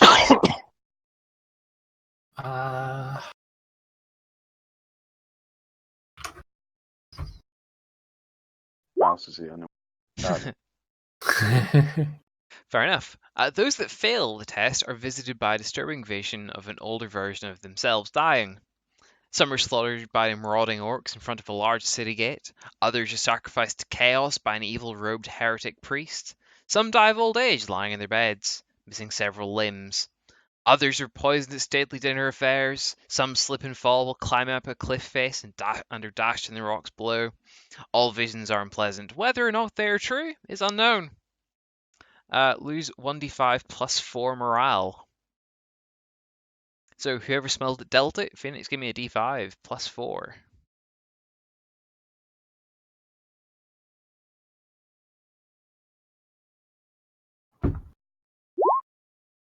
Nice. So you know that I mentioned I topped your morale up? Yeah. I thought you were going to say that. It's pretty. It's not quite back to where it was, but it's not much better. Well, Is at this a least case it's. of- Sorry, go on. I was going to say, is this a case of where Warp says no? Yeah. I mean, you gained 11 morale by being back there, and then you just lost 7 of it. So still Welcome aboard. still a net positive. Welcome aboard. Thanks, new kid. Wow. So, everybody get their warp combat rules ready. It's time to tussle.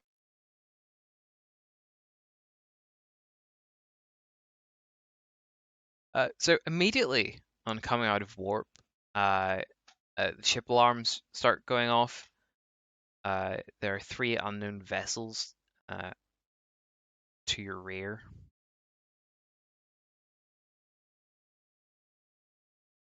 Is this the point where Lucia goes to the temple to pray? Probably, yeah. Lucia is going to exit the bridge and go to pray for our salvation against the ships. And as the doors close, there'll be another yell of chair, and Lieutenant Commander Garville will walk over to the weapons chair. Yep. Sounds good. Lucius is going to conduct an active augury action, extended action. No worries. Which does Scans the area, so it'd be scrutiny test plus the detection of the ship. Cool. So that is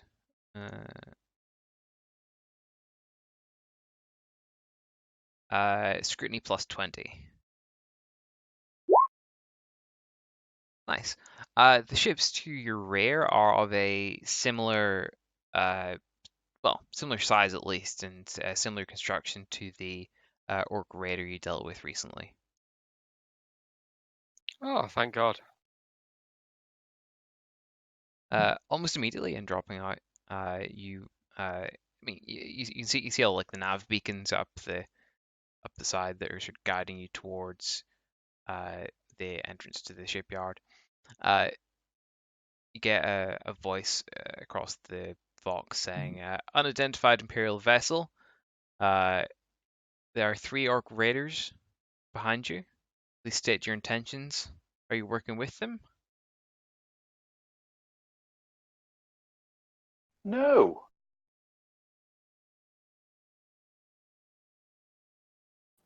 Is that it?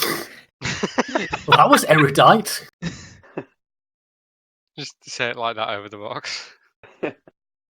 Please identify yourself and state your intentions, or be fired upon along with them.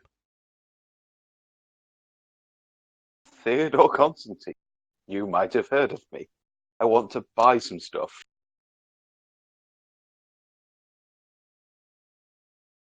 Who? Roguely. Come on, man. All Start. right. Do we have a way of like sending credentials? Now, this is the bit where you introduce yourself as either Lord Captain Theodore Constantine or Rogue Trader Theodore Constantine. Not simply Theodore Constantine.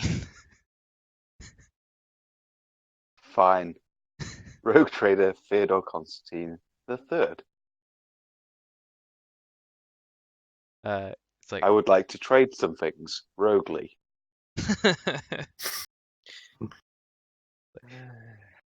that will do, I guess. Like you get through the instructions to retreat to the safety of the defenses, or help.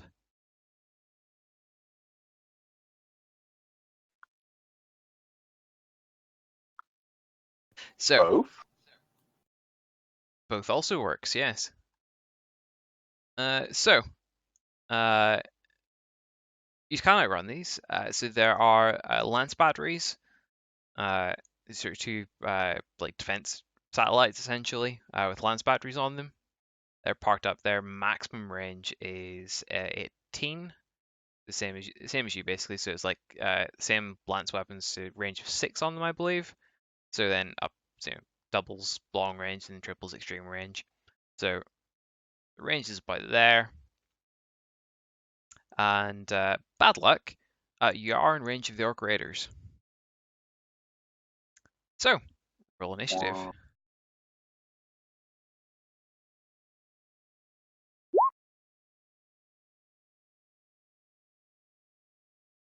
You know, I always forget how to do this. I'm sorry. No, it's fine. That I'll do for your shape. I've got a macro set up, so deadly. I forgot. Are we each rolling initiative? No, you can all take your action on the shapes. So.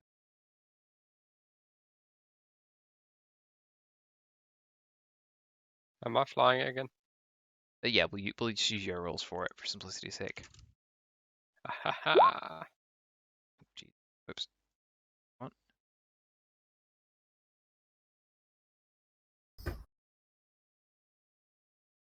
Then.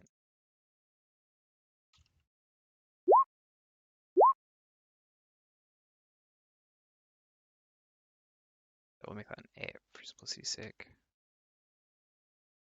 Lieutenant Commander Garvey will call up to the commander from his chair and say, I recommend we get in between their lance batteries, my Lord Captain, and add our firepower to theirs.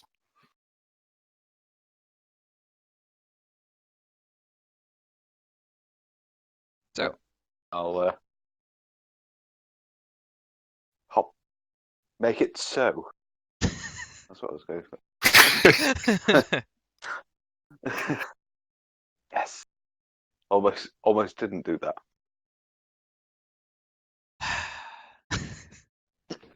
fair enough. Okay, so standard speed for you is 7 void units. And I'll also call down to engineering to see if they can reinforce power to the rear void shield. Don't believe we can.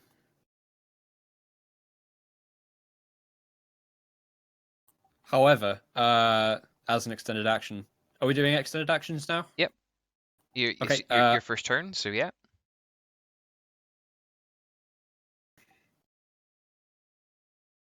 We can only do one of these. Is that right? Yeah, one extended action per round, yeah. Okay, cool. I want to take the initiative, and I'm going to use Aid the Machine Spirit. So that's a flat tech use test, and then I get to add +5 to maneuverability, and then an additional +5 per 2 additional degrees of success. Okay. Phoenix, for reference, all the ship combat stuff is page 212 and onwards in the core rulebook.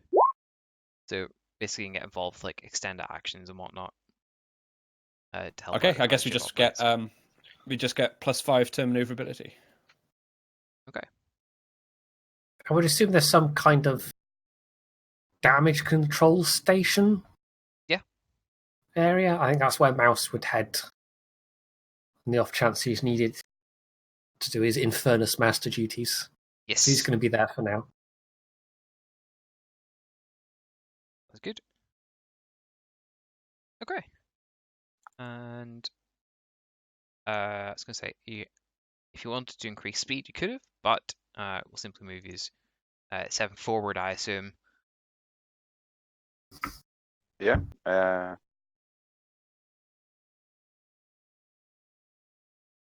Can we not take evasive action? I mean, outrunning these is pretty much evasive action. hmm Yeah, that sounds good to me. It sounds good to my pilot. Who am I to judge? Fair enough. And 2 seconds to get my.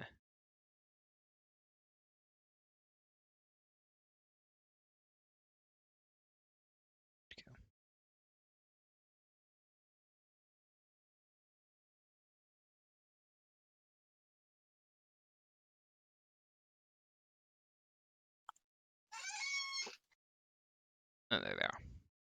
Sorry, what page did you say the ship things were on? 212. Thank you. Okay. The orc ship is the middle orc ship is going to move. It's 5 void units and attempt to take a shot, extreme range, which I'm pretty sure it's actually for it is impossible to hit. It's an orc ship. It's going to take the shots anyway. So it's like an automatic failure. So for those of you in the bridge, you'll see sort of barrage of macro battery fire zip past the ship like wildly, like one shot like way off to the side over here, and then another shot like way over here, and yeah, pretty piss attempt. Next one's going to be pretty much the same thing.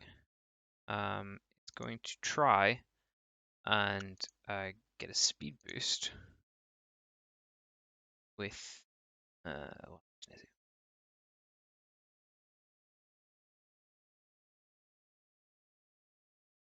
Go. It's going to move to flank speed and it's a flat test. I thought it'd be good. So this ship here essentially conked its engines out trying to like move faster and is out of action until it fixes itself.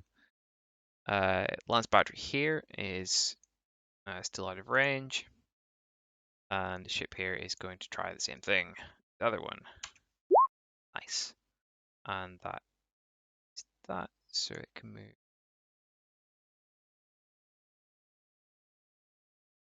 Nice. Burst of speed out of one of the orc ships, and I believe it is in range. It is. So let's see if we're gonna get any hits. No hits. There's another barrage of macro battery fire. This one's considerably closer, and misses the ship by not much, rather than missing wildly. This battery is still not in range. Your go.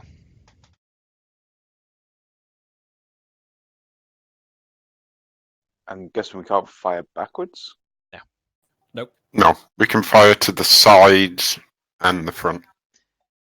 Yeah, your dorsal macro battery has 270 degrees, pretty much everywhere except behind you, and then your lance has 90 degrees forwards.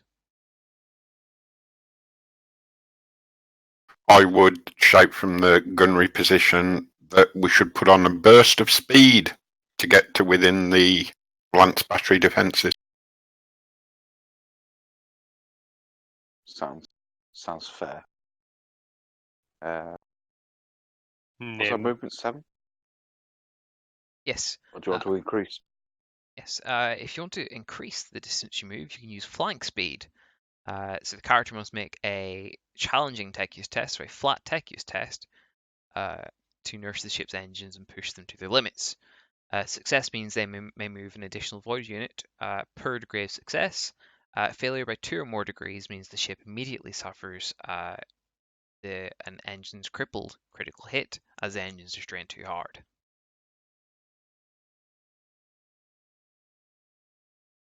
I think we'll play it safe. That's close. Okay, go ahead. You should be able to move the token. Someone want to just measure that for me? Lost.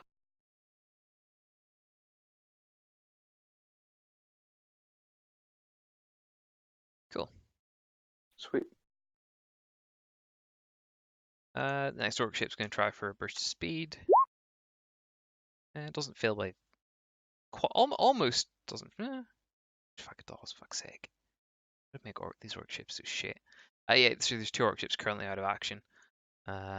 This is going to see if it can fix itself. Does, thank fuck. And we'll begin moving again. Lance battery out of range. Next orc ship is going to try for another little burst of speed. Conks itself out, surprisingly. That's orcs for you. Alright. Oaks. I didn't realise we'd managed to get inside the junk field. Okay, your go again.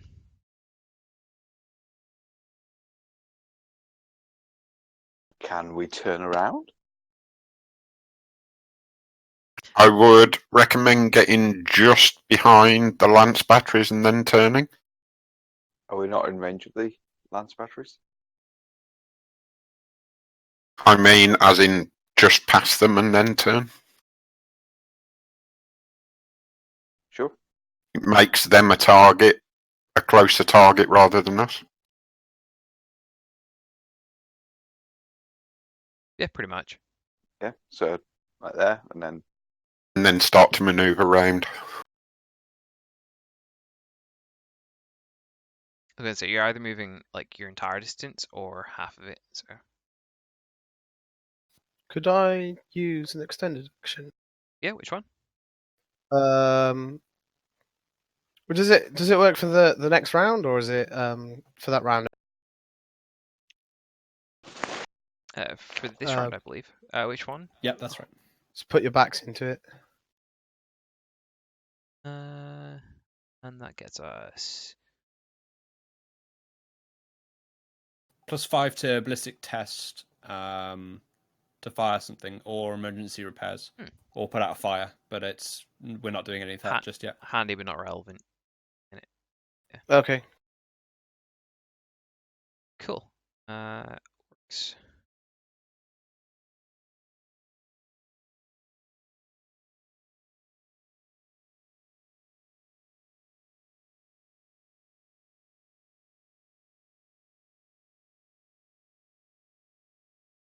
And I believe this micro battery, this lance battery, is just about in range. So anyone sort of looking out the windows, you'll see one of the satellites sort of thrum up with energy and fire off a stream of lance fire, and it will miss. Here you go. I'm going About- to take extended action to... Where the fuck is it? The one where we get to maneuver. The machine spirit. So that's flat tech use, and then we get +5 maneuverability.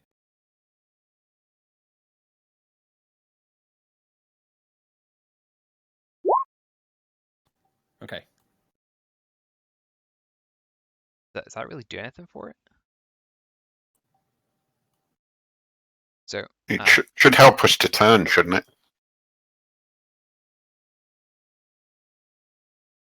let's see.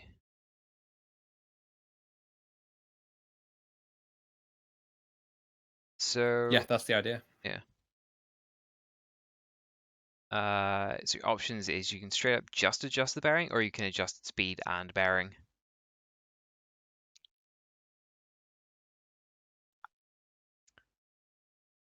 So the helmsman will make a hard, so it's -20 pilot spacecraft plus the maneuverability of the ship. So that's a +5 test actually, after all of it. On success, you may increase or decrease the number of void units the ship moves by 1, and may turn after moving 1 void unit less than speed, blah, blah, blah. Long story short, you can basically, like, turn 90 degrees on the spot if you roll high enough. So we'll take a pilot spacecraft at a +5 from Hendrickson.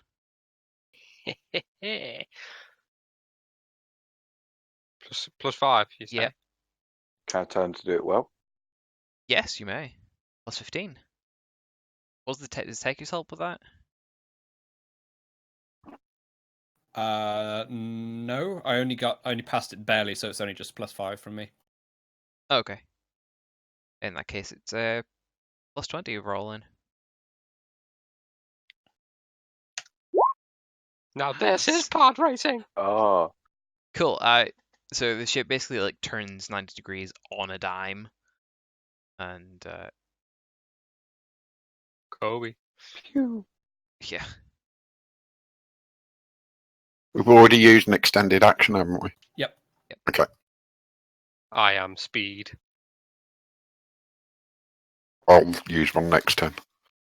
I think it's lock on an extended action, Phil. Yes, it is. Yep. Yes. Okay. Okay. So yeah, that's the most you can do for one turn, and got another. That will just. Oh, oops, no, don't move the beacon. I'll just be lazy and move them. Why did that just move them all one bit closer? Are you okay, Phil? No, I accidentally start moving one of the asteroids around for some reason. But oh, Well, no, the orcs do it's have coming. Oh no. the orcs do have things called rocks, which are basically asteroids with engines on. Yeah.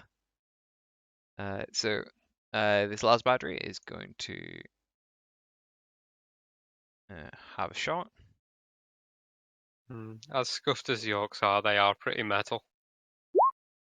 Fuck's sake. Misses. Lance battery number 2 is going to have a go at the same one again. Also misses. Fuck's sake. Okay. Background to you guys. I would suggest we turn so we can get the macro batteries and the lance firing at the same ship. that's good.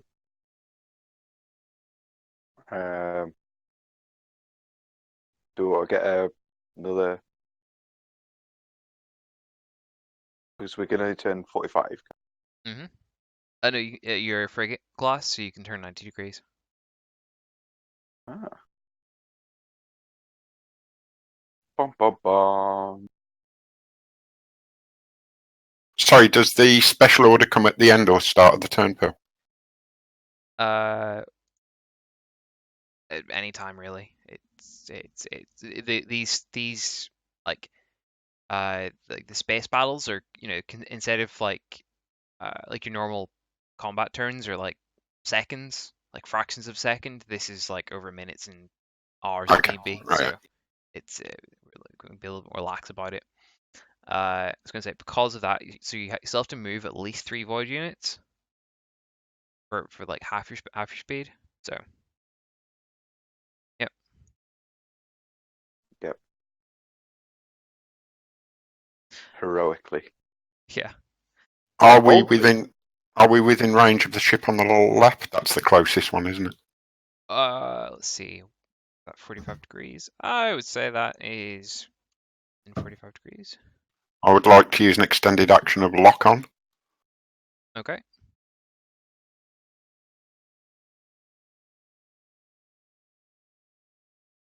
What does that guys? I know- Sorry, go It's a scrutiny test plus 20, and we get a bonus to ballistic tests with 1 weapon component. Oh, nice. I get plus 5 BS when locked on. Cool. Give us the scrutiny plus 20 then.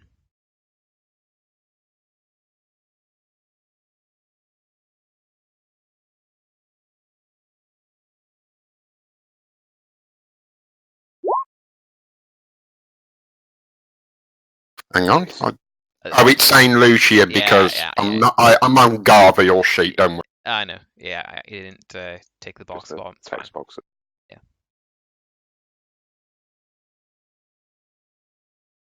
So what should I do when I'm changing?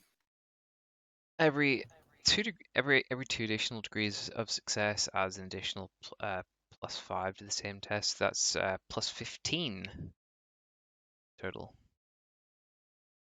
Okay, what do we do to get the other guy's name to come up? Sorry. So see at the bottom beside the send, see where there's a little drop down? Oh yeah. Yeah. Oh right, yeah. You don't need to reroll at the minute. That's fine. Okay. And fire at that ship or weapon. Okay. Fire everything. So yeah, give us ballistics roll, I guess. The plus 15. And that will be my own ballistic skill, yeah? Yeah.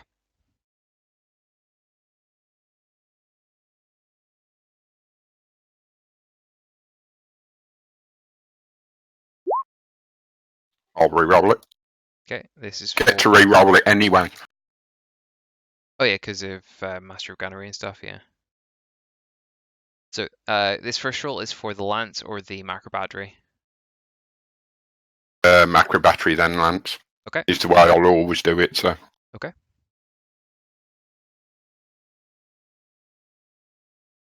Was it plus 15, wasn't it? Yep. 20. Yep.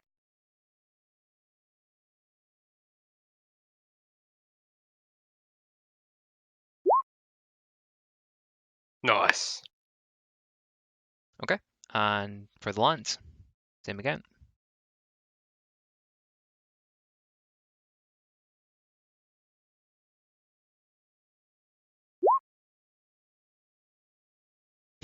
Wow, doing really well.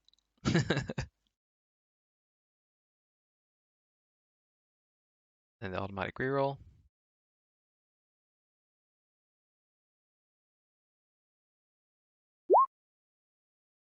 Jesus. Can I can't use a fate point to I don't know how it works. No, it's you can't reroll a reroll regardless of what's rerolling it. So. No worries, man. Okay. So the in that case, the orc's shield will sponge the 1 shot from the macro battery that was on target, and the lance will miss. Okay. I've got to get my BS up. Okay. Orc ship numero uno is going to be taking a shot at you guys. And misses everything. Jesus. Okay. Orc ship number 2 is going to be trying as well. Okay. To be fair, even if these guys had good stats, they'd still be missing, so it's okay. I swear. battery here is going to be taking a shot at him. Much better.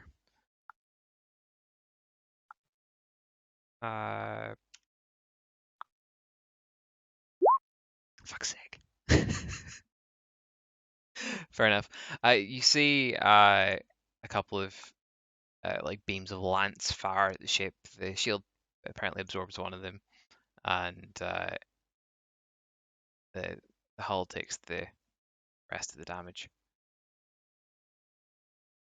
I'm starting to really doubt these guys' defenses. I know, right? This guy here gonna take a shot at is misses. And lance battery number 2 is gonna be taking a shot at him. It only gets one lance off, so it gets sponged by the. No, it doesn't actually, because Shields are already down. shields are already down.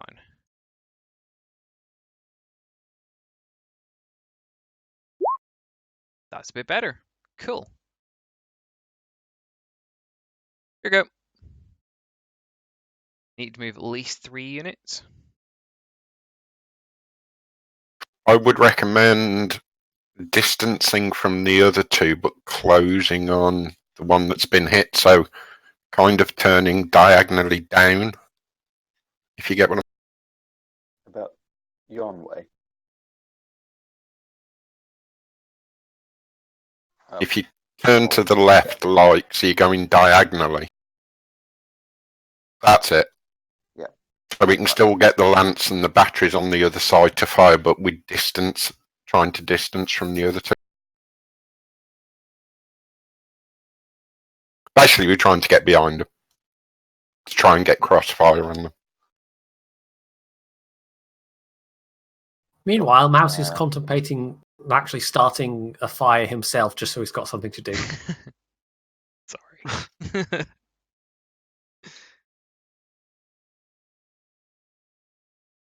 Yeah, I would call it 45 degrees.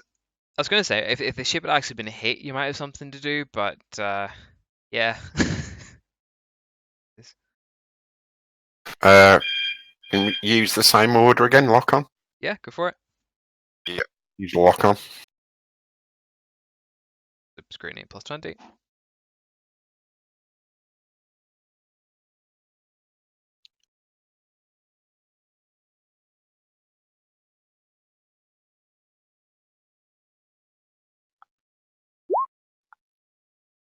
Lovely. That's an extra plus 10 to your shots then.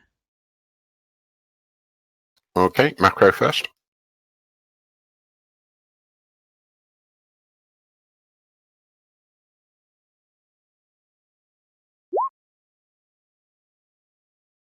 Well, it's at least one to knock the shields off.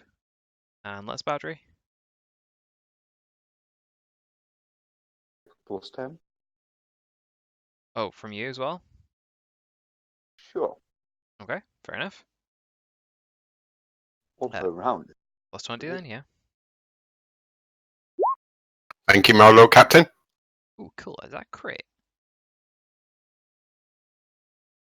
How the fuck do things crit in spaceships?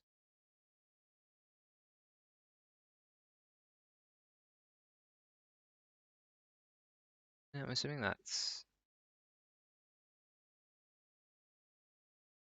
fine. If it reaches 0 hull points, it's Yeah. crippled. So it's sort of like the way characters work. Yeah, fair enough. Okay, roll damage for macro batteries are relevant. So roll me d10 plus 5 for the lance.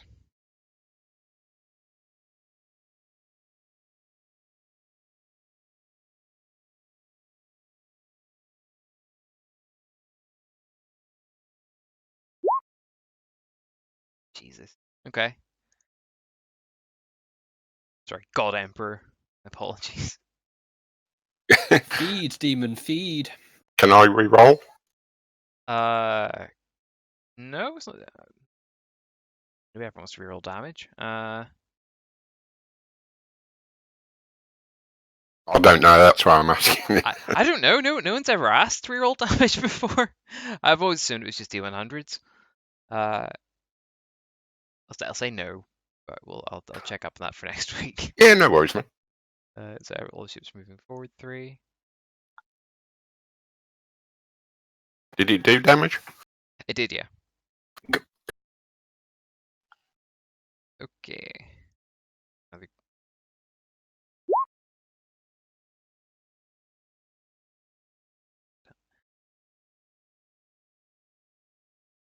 Fair enough. This ship succeeds at getting exactly 1 shot to knock your shields off. That's it. Is that all shields or on like side, front, other side? Shield to shields for this Right. round. This one's going to have a go as well. Misses. That's battery is going to have a go. It's going to do aim action. Oh, fuck's sake. That's not bad though. 2 lance shots going off at it.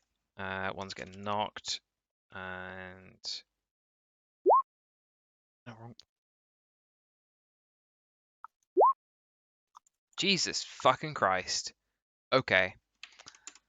I mean, you did want to roll lots of ones. Yeah. Yeah. Okay. This one's getting close to you, so it's going to take a shot at you. Oh, nice.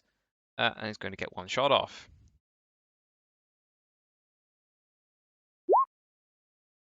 Cool, 9 damage. And... let's see.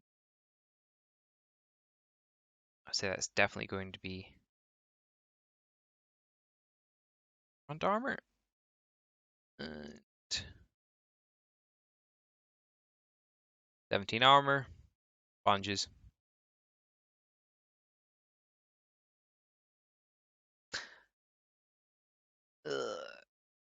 That's battery.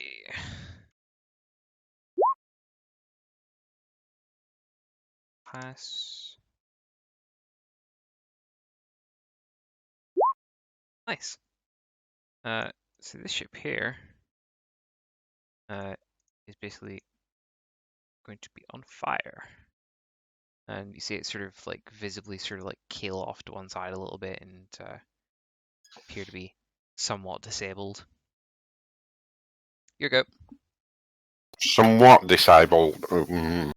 It's disabled, but it's not out. Out the fight. Yeah. It's currently out of the fight, but it's not out of the fight. I'd recommend taking us around the outside of that ship, but at a distance, not too close, because if it does go up, we don't want it to hit us.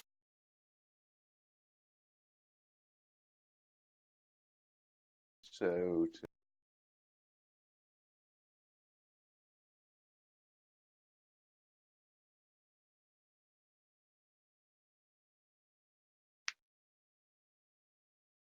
what do we want? Have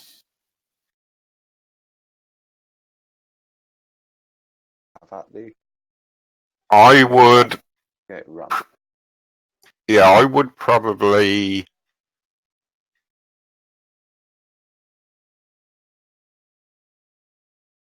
fly something like that. Minimum movement.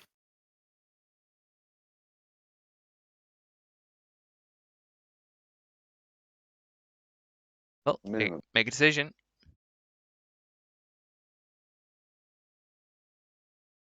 Yeah, like that, but minimum Okay. movement. So if we move to here, then turn. Yep. Do a slight turn so the lance can fire. How much turn by? Is it? I was going to say you can turn up to 90 degrees, so Pew pew. Extended order lock on. yeah, do the thing.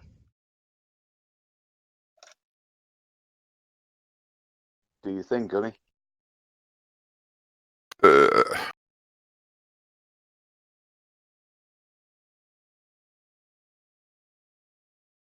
was plus 20, wasn't it? Yep. We'll just be lazy about it.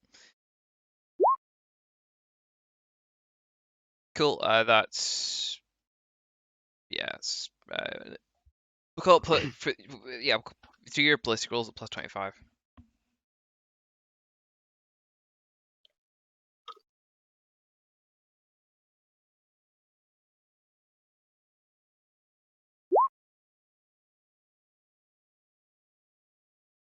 That's the macros.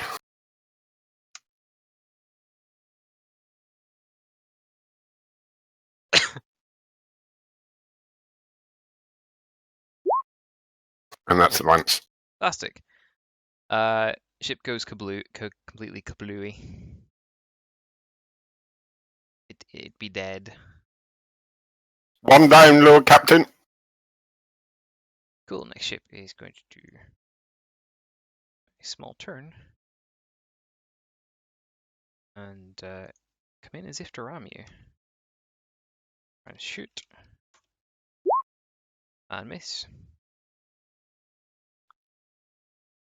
And fair enough. Miss.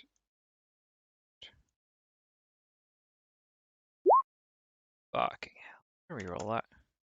There we go.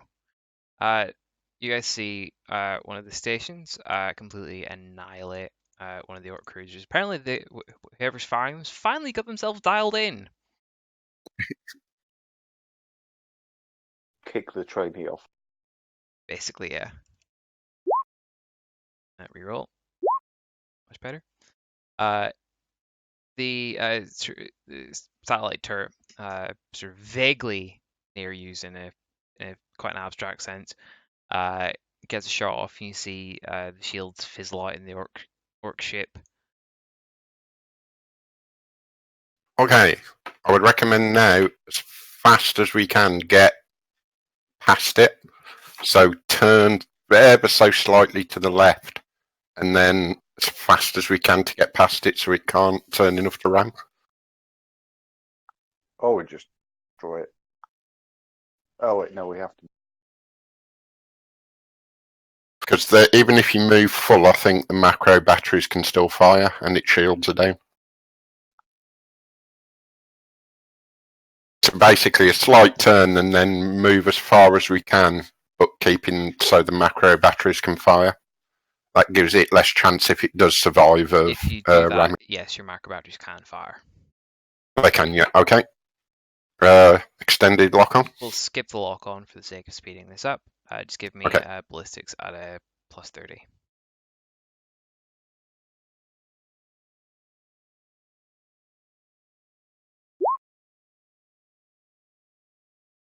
Really not getting the rolls tonight.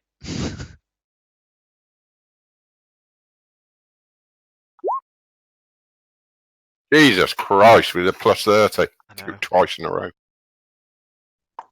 Fair enough. The orc ship is going to attempt to do a maneuver. It still fails at doing a maneuver. And is left sort of pointed down like that. The lance battery on the far side. Yeah, it's going to take a shot. Nice. The trainee has apparently still been kicked off. And I was going to say, we're still in the same round when it's shield. No, we're not in the same round where its shields get knocked off. Shields are back up. It sponges one and then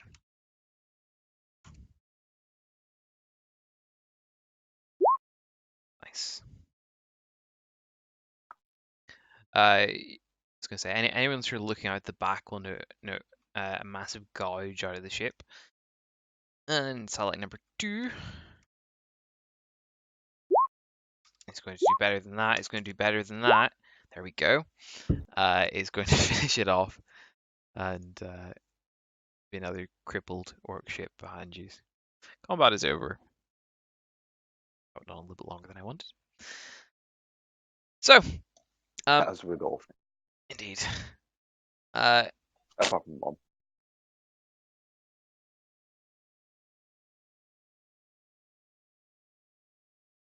I guess we'll head on him.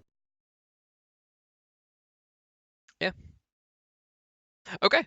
So you head on into dock. The voice across the box directs you to a particular sort of docking bay. Shall we say it's the customer parking and not one of the like refit bays. Lieutenant Garville will just quickly stand up, slap the person next to him on the back, probably a little bit too hard. Well done, boy, and walk off the bridge. Fair enough. Some people that are wise enough will stand up and brace themselves when he walks past.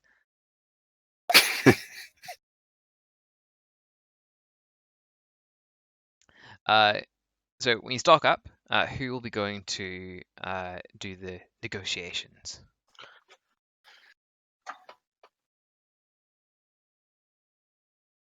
Goes without saying.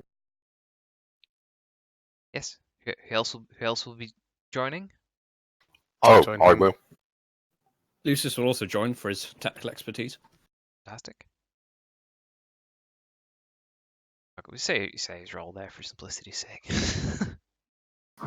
Yeah, I guess Mouse would be there to look impressive. Yeah, exactly. Yeah. So, you get on through the airlock, and sort of there's a couple of servitors initially, sort of pointing you down the hall and all that sort of thing. And you eventually come across a rather sort of wizened and quite frail-looking old man in like adept robes, like it's clearly a sort of bookworm type, and is greetings, my lord. I'm Gribbs. His lordship will be with you after he's organised the salvage teams to deal with those savages, and he sort of guides you towards a fairly modest accommodation. It's kind of like one of those like waiting rooms that obviously hasn't been updated in 20 or 30 years. There's magazines that are like 10, 15 years out of date, and you never even heard of them in the first place. That sort of thing. What kinds of magazines? Extremely boring ones. Mostly there's one of them about parchment composition, like material composition of parchment. Ecclesiarchy Digest. Yeah, exactly. Can there please be one there about crab cakes with pictures of crab cakes? It's a, That seems a little too specific, but I was going to say, who there's knows? tabloid sort of looking on with the headline of "Heretic Next Door." Hmm. How do you know the guy next door is a heretic? That sort of thing. 5 easy steps to figure it out. Pretty much. So after about sort of 20 minutes or so of sitting around in the I suppose 40k equivalent of a dentist waiting office, rather I suppose grizzled might be accurate. Grizzled and slightly dirty man walks on in and goes up to Theodore and goes to shake your hand.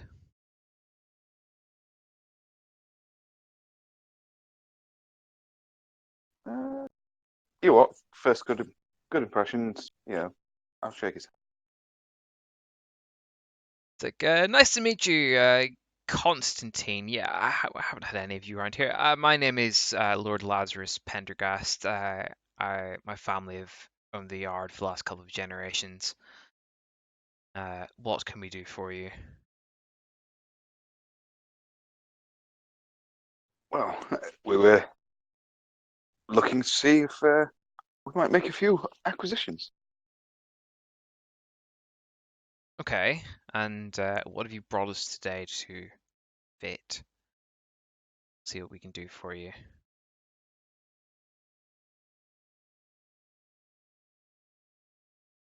As in, what are we looking for? As in, Bit of both. Like, yes.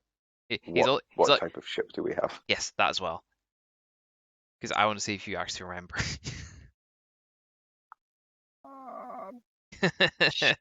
Shit, no. Do It- not Well, say we've- anything. as you've seen, we've come on board the Litany of Ascension, Firestorm class frigate. God cool. knows I'm what. going to pretend you said that exactly like that in character, and Yeah.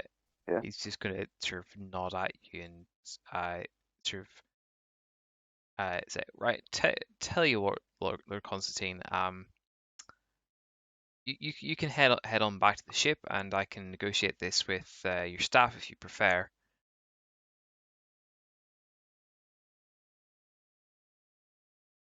Hmm. He Will I doesn't take think that as an insult?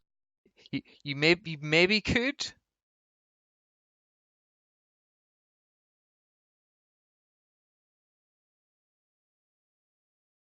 I don't know. Up to yourself, really. You did kind of just stumble through that, so you know. I can't be expected to know everything. You just assume it. Did you just assume his intelligence? Just assume I know everything. Don't actually call me on it.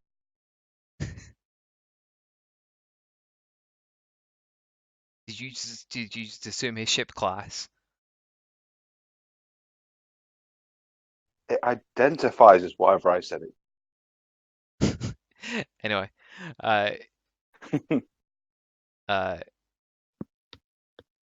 he sort of glances around the room for somebody to sort of give him a list of what he's after, basically. Lucius. Yeah, Lucius takes the hint,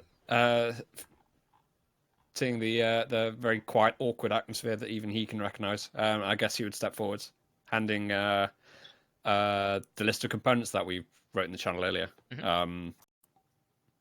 and say something surprisingly eloquent along the lines of, "This is the list of components that my liege would be after to fit the ship. There are two separate sections. One list of components that we could benefit most from, and then a small list of components that are non-critical, let's call them. I'm sure my Seneschal and myself will be able to discuss any technical expertise or terms of trade." Sort of nods, and it's Explorator, yes. It's usual for the raiders, yes. Explorator engines here, yes. Okay. You should go speak to Magus Gall. He's the one that oversees the salvage and refittings of the yard. I shall pass your Seneschal back on to Mr. Gribbs. He will. They can go through the inventory together. Very well. And Lord Constantine, I think we should go have a drink. To Sounds like something much more suited to my skills. So yeah, I would graciously fantastic. with a flourish. So, Jericus, you'll be directed towards Mr. Gribbs again into an office which is quite literally coming down in scrolls and files and many, many, many kinds of paperwork. You assume there's some sort of filing system in place, but whether there is or not, that's a different story. So, we'll be doing some commerce rolls to see what they actually have in stock. We'll just do them in order. So for the crew improvements, we'd just like to try the more difficult roll for the higher quality bit, or would you like to go for one of the lower, safer rolls to get something?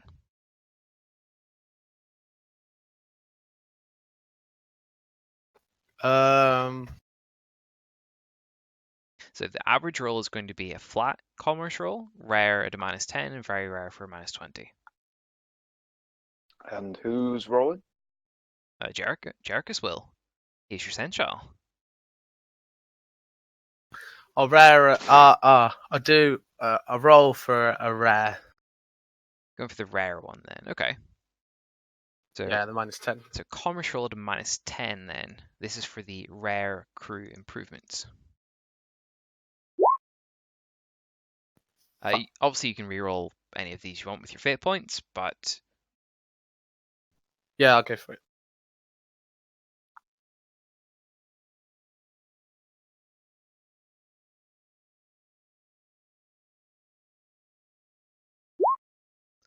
Okay. Yay! Cool. The crew improvements are in stock. Next roll for the turbo weapon batteries. This can be at a -20. Is Lord Constantine going to tell him to improve any of these? Lord Constantine's off having a drink.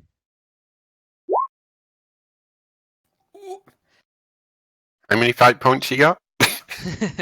Enough. Yeah, I'll re-roll it. Okay.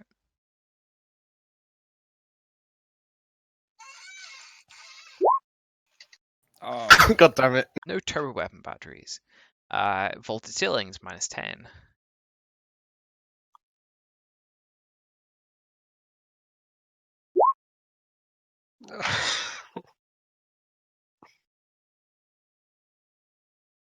And observation dome. What's the rarity in that? It doesn't say. I can't remember. I'll try and look it up. Oh, that's the default one, isn't it? Yeah, it's in core. Wait, am I better at commerce than me? I think you're just better at bullshitting. I do also have deceive. You're right. And that I is don't better. think they actually have a rarity. I think it's might be flat.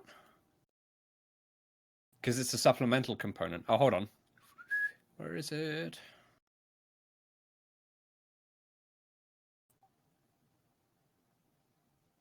No, there's no rarity listed. Fair enough. Observation dome, there's no rarity, so I'm guessing flat. Yeah, I'm happy enough to call it a flat one.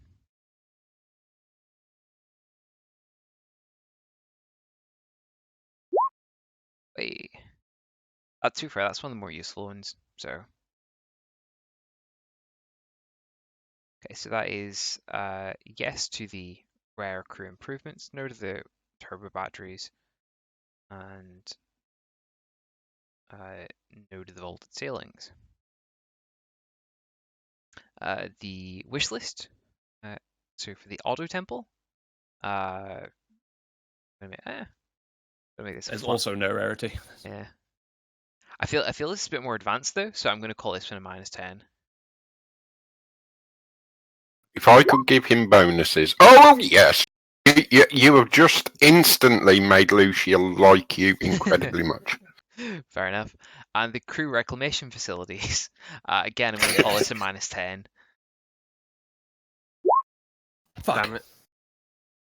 Okay. Shit. No, put me back. Is that the last one? That is the last one on the list. I mean, the resolution arena is just like a generic refit, really. It's not adding that. You would need to find the part for that, as it were. Can I use my last fate point on that last one? You may. I would say the vaulted ceilings would be more useful than Okay. the crew reclamation facilities, honestly.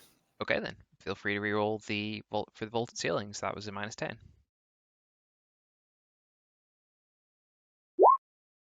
Fantastic. Yeah, there we No, go. Oh, yeah. Those were the two that Lucia wanted. So- +5 permanent morale boost. That's So very Yep. good. we got the rare crew improvements, the vaulted ceilings, and the auto temple. And the dome in the auto temple. That's quite a lot actually. And Also, +5 to your relations with Lucia. I was gonna say Yes, actually. No, +10 for an auto temple. +10. yeah, and that's taking up 3 of your space. Yeah, three of the 4 remaining space, and only 1 power, I believe. Sweet.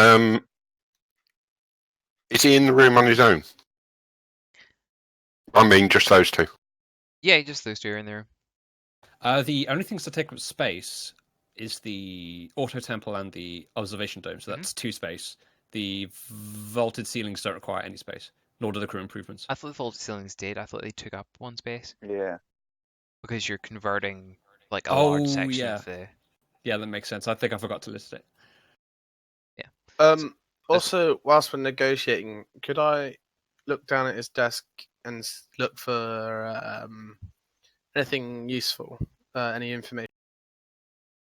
I'm What sort of guessing thing? there's papers spread about. Don't know. Just anything. I'm just trying to be nosy, basically. Okay.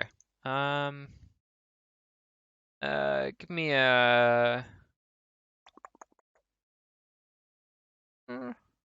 Just give me a flat awareness test.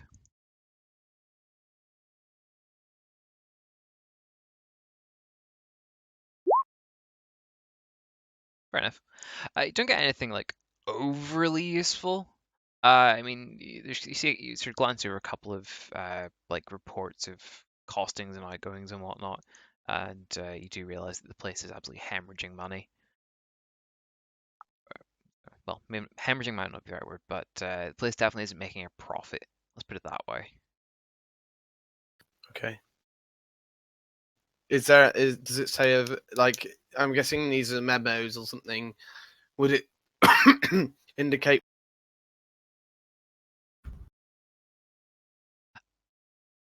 Well, like by how much they're fucked, or like. No. Why are they hemorrhaging?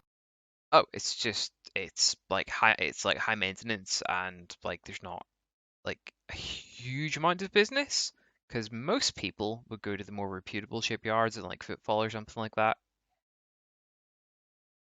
And this Okay. place is annoyingly close to Orc territory, so attacks are somewhat common, which requires a lot of manpower to keep the turrets manned and blah blah blah blah blah blah blah. Too much expenditure given the business you're getting. Basically, yeah. I was That's a gonna say, big oof. yeah.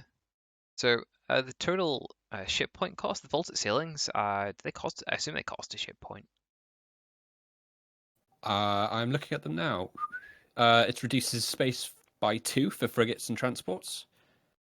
It does not require ship points or power. Okay then, fair enough. In that case, you're using up all your spare space by getting these 3 things then. It's only going to cost you 1 ship point. And 1 power. Well, sorry, 1 power, 1 ship point, 4 space. Well, they're available. You don't necessarily need to take them, but they're available. So, what would you like to be? Well, I was going to say, Jericus was this point where you would report back that those things are available, and we can get the final decision on what bits you are wanting fitted. While I'm on the station, could I like speak to one of the adepts? No, one of the people. What do you mean? Which ones?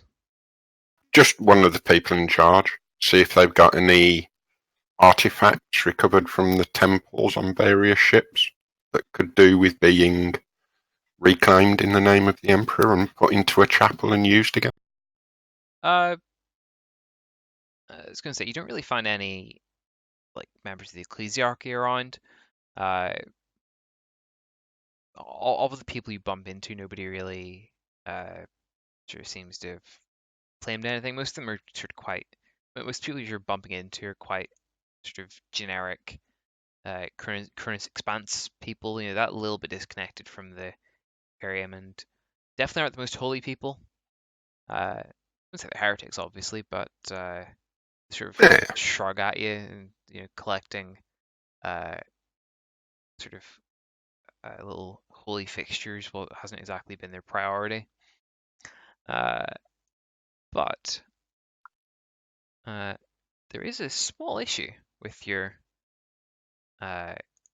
getting arts, but we'll get to that in a second. Okay.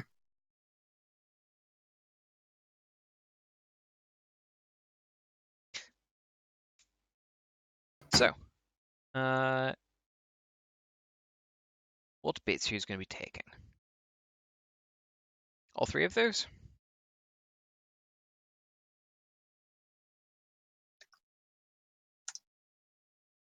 It's up to Constantine. Hold on.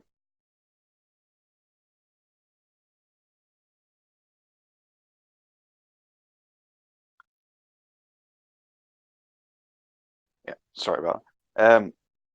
Yeah, I can't see a reason why we wouldn't take the lot. Cool. So when you communicate this back to Pendergast, he just sort of he's happy enough and says, "Oh, there's a little caveat. But it's difficult to keep track of which ships have these parts in the field. We've got a rough sector for them, but we're going to have to send a ship or two out to locate the specific ship within the field. Do you have anything that could assist with this?" I look towards my very capable crew.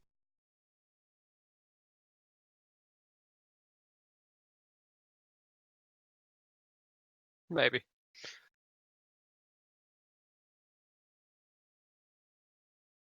Essentially, just for the sake of killing the dead air, you need to take the Thunderhawk into the field, and there is like a rough idea of exactly where it is through the relevant ship with the part you need, and you essentially tag it up for the salvage ships to come pick up later on. That's pretty much the gist of it. But Cool beans. I believe Lucius meeting Magos Gall. Yes, indeed. So, I mean, walking into one of the major sort of dry docks, I suppose, there's plenty of little tech adepts going around. I was going to say, as far as Lucius is concerned, this is a particularly, how do I put it? These tech priests are definitely a bit more of the, shall we say, the Bible thumpy side. They're, and when you see Magos Gall, that becomes very apparent. The robes are, quite frankly, pristine, and his mechadendrites are gleaming, and obviously takes great pride in making sure he is praising the Omnissiah appropriately at every given opportunity. On approaching, he sort of has his back to you. Hasn't noticed you just yet. Oh, okay. I'd say at this stage, Lucius hasn't overcome his stint of paranoia with regards to the power sword related heresy, so he is still being trailed by a couple of adepts, one swinging a censer and the other Fair enough. chanting some shit. Maybe I don't know. Would he be allowed to bring his combat servicer with him? If you want to, I suppose, yeah. Probably. I don't know. I think he just keeps it with him at most times. Yeah, Unless it's like at a gala or something. Combat servitor, spider legs, and 2 lackeys. Basically, yeah. I guess he would announce his presence. Magos Gall, he would simply call out and wait for him to turn around. So Magos Gall will sort of turn around to his own rate and sort of give you a brief glance. You see the sort of mechanics of his eyepieces sort of briefly sort of focus and adjust on you, and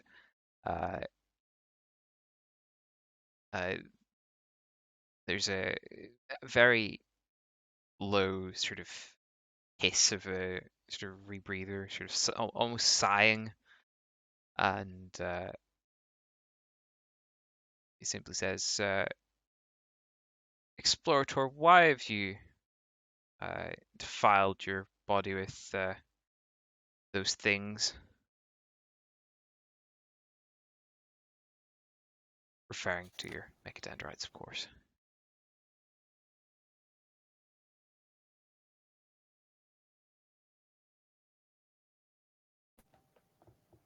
Well, again, he's not going to lie. He's going to enhance the truth.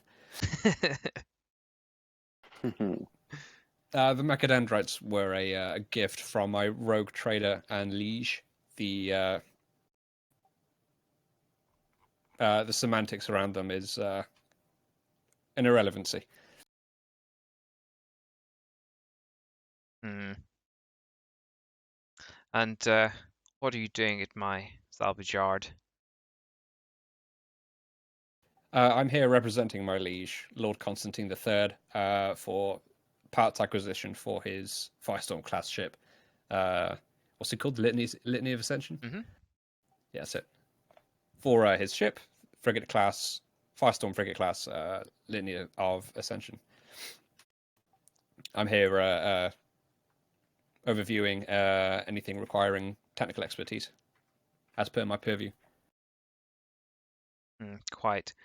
Has the rest of the ship seen the tent that you've inflicted upon yourself, or have you managed to keep it within the keep it pure in the eyes of the Omnissiah?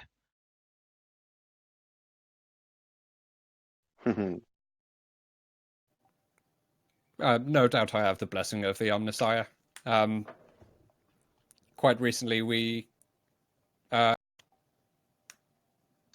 shit, where's the map? What's the name of the pleasure resort? I wanted to look at the galactic map. Solace and Carmine. Solace and Carmine, yeah. He's going to be referencing the Grand Prix, and he says, recently, by my hand, we came in pole position at the Solace and Carmine Grand Prix. Firstly, by making a expected to be month-long trip in the matter of 7 days in order to achieve qualifying at pole position. And then we started and finished the race in pole position, again, by my hand. While such a performance would no doubt boast the blessing of the Omnissiah, again, you still focus on irrelevances, such as my legs. They were clearly not made by hands blessed by the Omnissiah. Quite the opposite, in fact. I will be the judge of whether your ship is fit for my services, but understand, Explorator, my job here is to see that the gifts from the Omnissiah that are spread around this so-called graveyard are not wasted forever in space. I do wish them to be put back into use and serve his greatness for many centuries to come.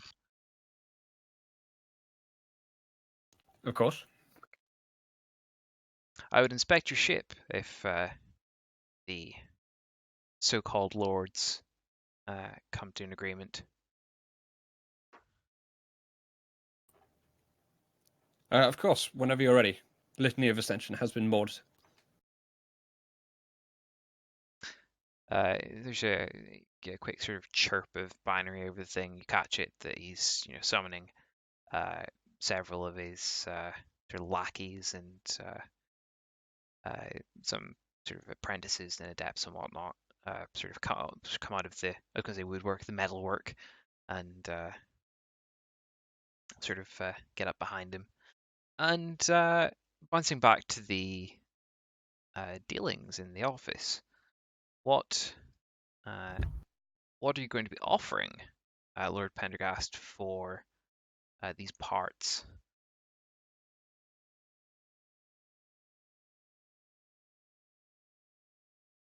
Mr. Constantine. Sorry.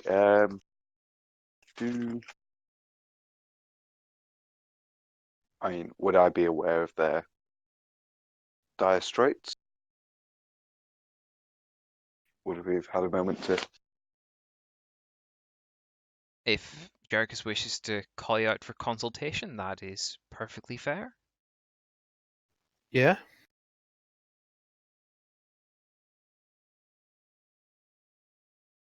In which case, probably less than they would want.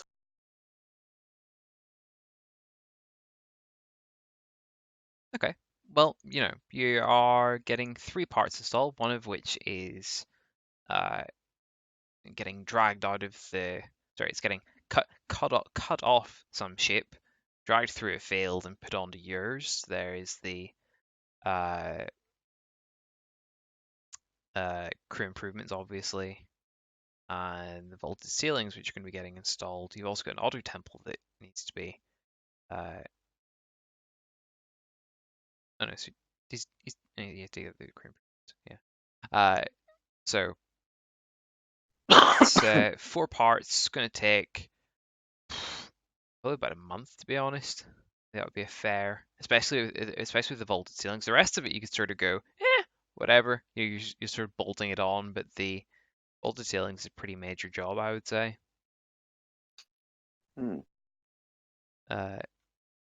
So it's going to cost you another sort of 3 weeks to a month. We can do some rolls, maybe say if it's closer to 3 weeks than a month, or maybe even 2 weeks than a month. But it's going to take a while. It's time in his yard. Are you going to offer something in barter, or are you going to just straight up offer the more esoteric profit factor?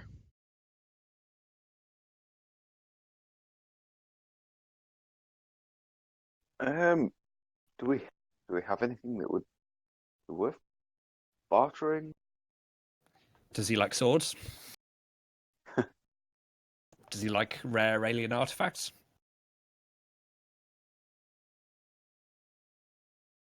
Could I inquire after to see if there's anything you would be interested in that we could maybe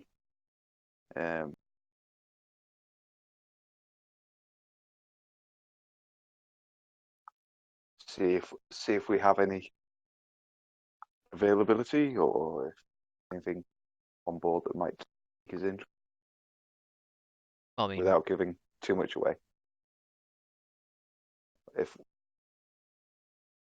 So how would you like to broach this topic then? I mean, I'm a rogue trader. I'd probably just straight up ask his preference, whether it just be mundane or if there's anything that he would consider an adequate trade. He is up for considering things of, shall we say, peculiar worth. That qualifies. Halo device. Yeah. I thought the Halo device was like uber, like worth a lot. It's well, look at it this way. I think it's worth as much as someone is willing to pay for it. And we are getting quite a bit of stuff.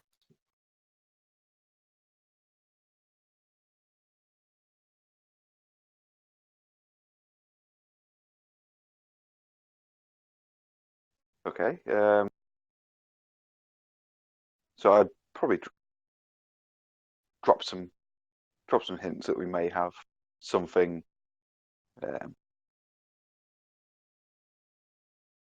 along those sort of lines that we might be willing to part with. Okay. But all depends on obviously we are by making quite a large purchase, and we are going to go out into the fields and find it ourselves. It sounds an awful lot like a commerce roll to me. Flat. Commerce. Nice. He says, if the device that you're talking about is what he thinks it is, he will happily trade you the parts and services for it. Likewise, if you happen to come across any, as he puts it, paraphernalia while retrieving those parts that that may or may not be located sort of around those parts, you're welcome to help yourself. So, like, you maybe get away with some bits and bobs. Who knows? So smaller things that aren't ship parts, basically. I get the hint. Mm-hmm. I have some ideas to bear in mind. And Um, says if you're happy with that, he's happy with that.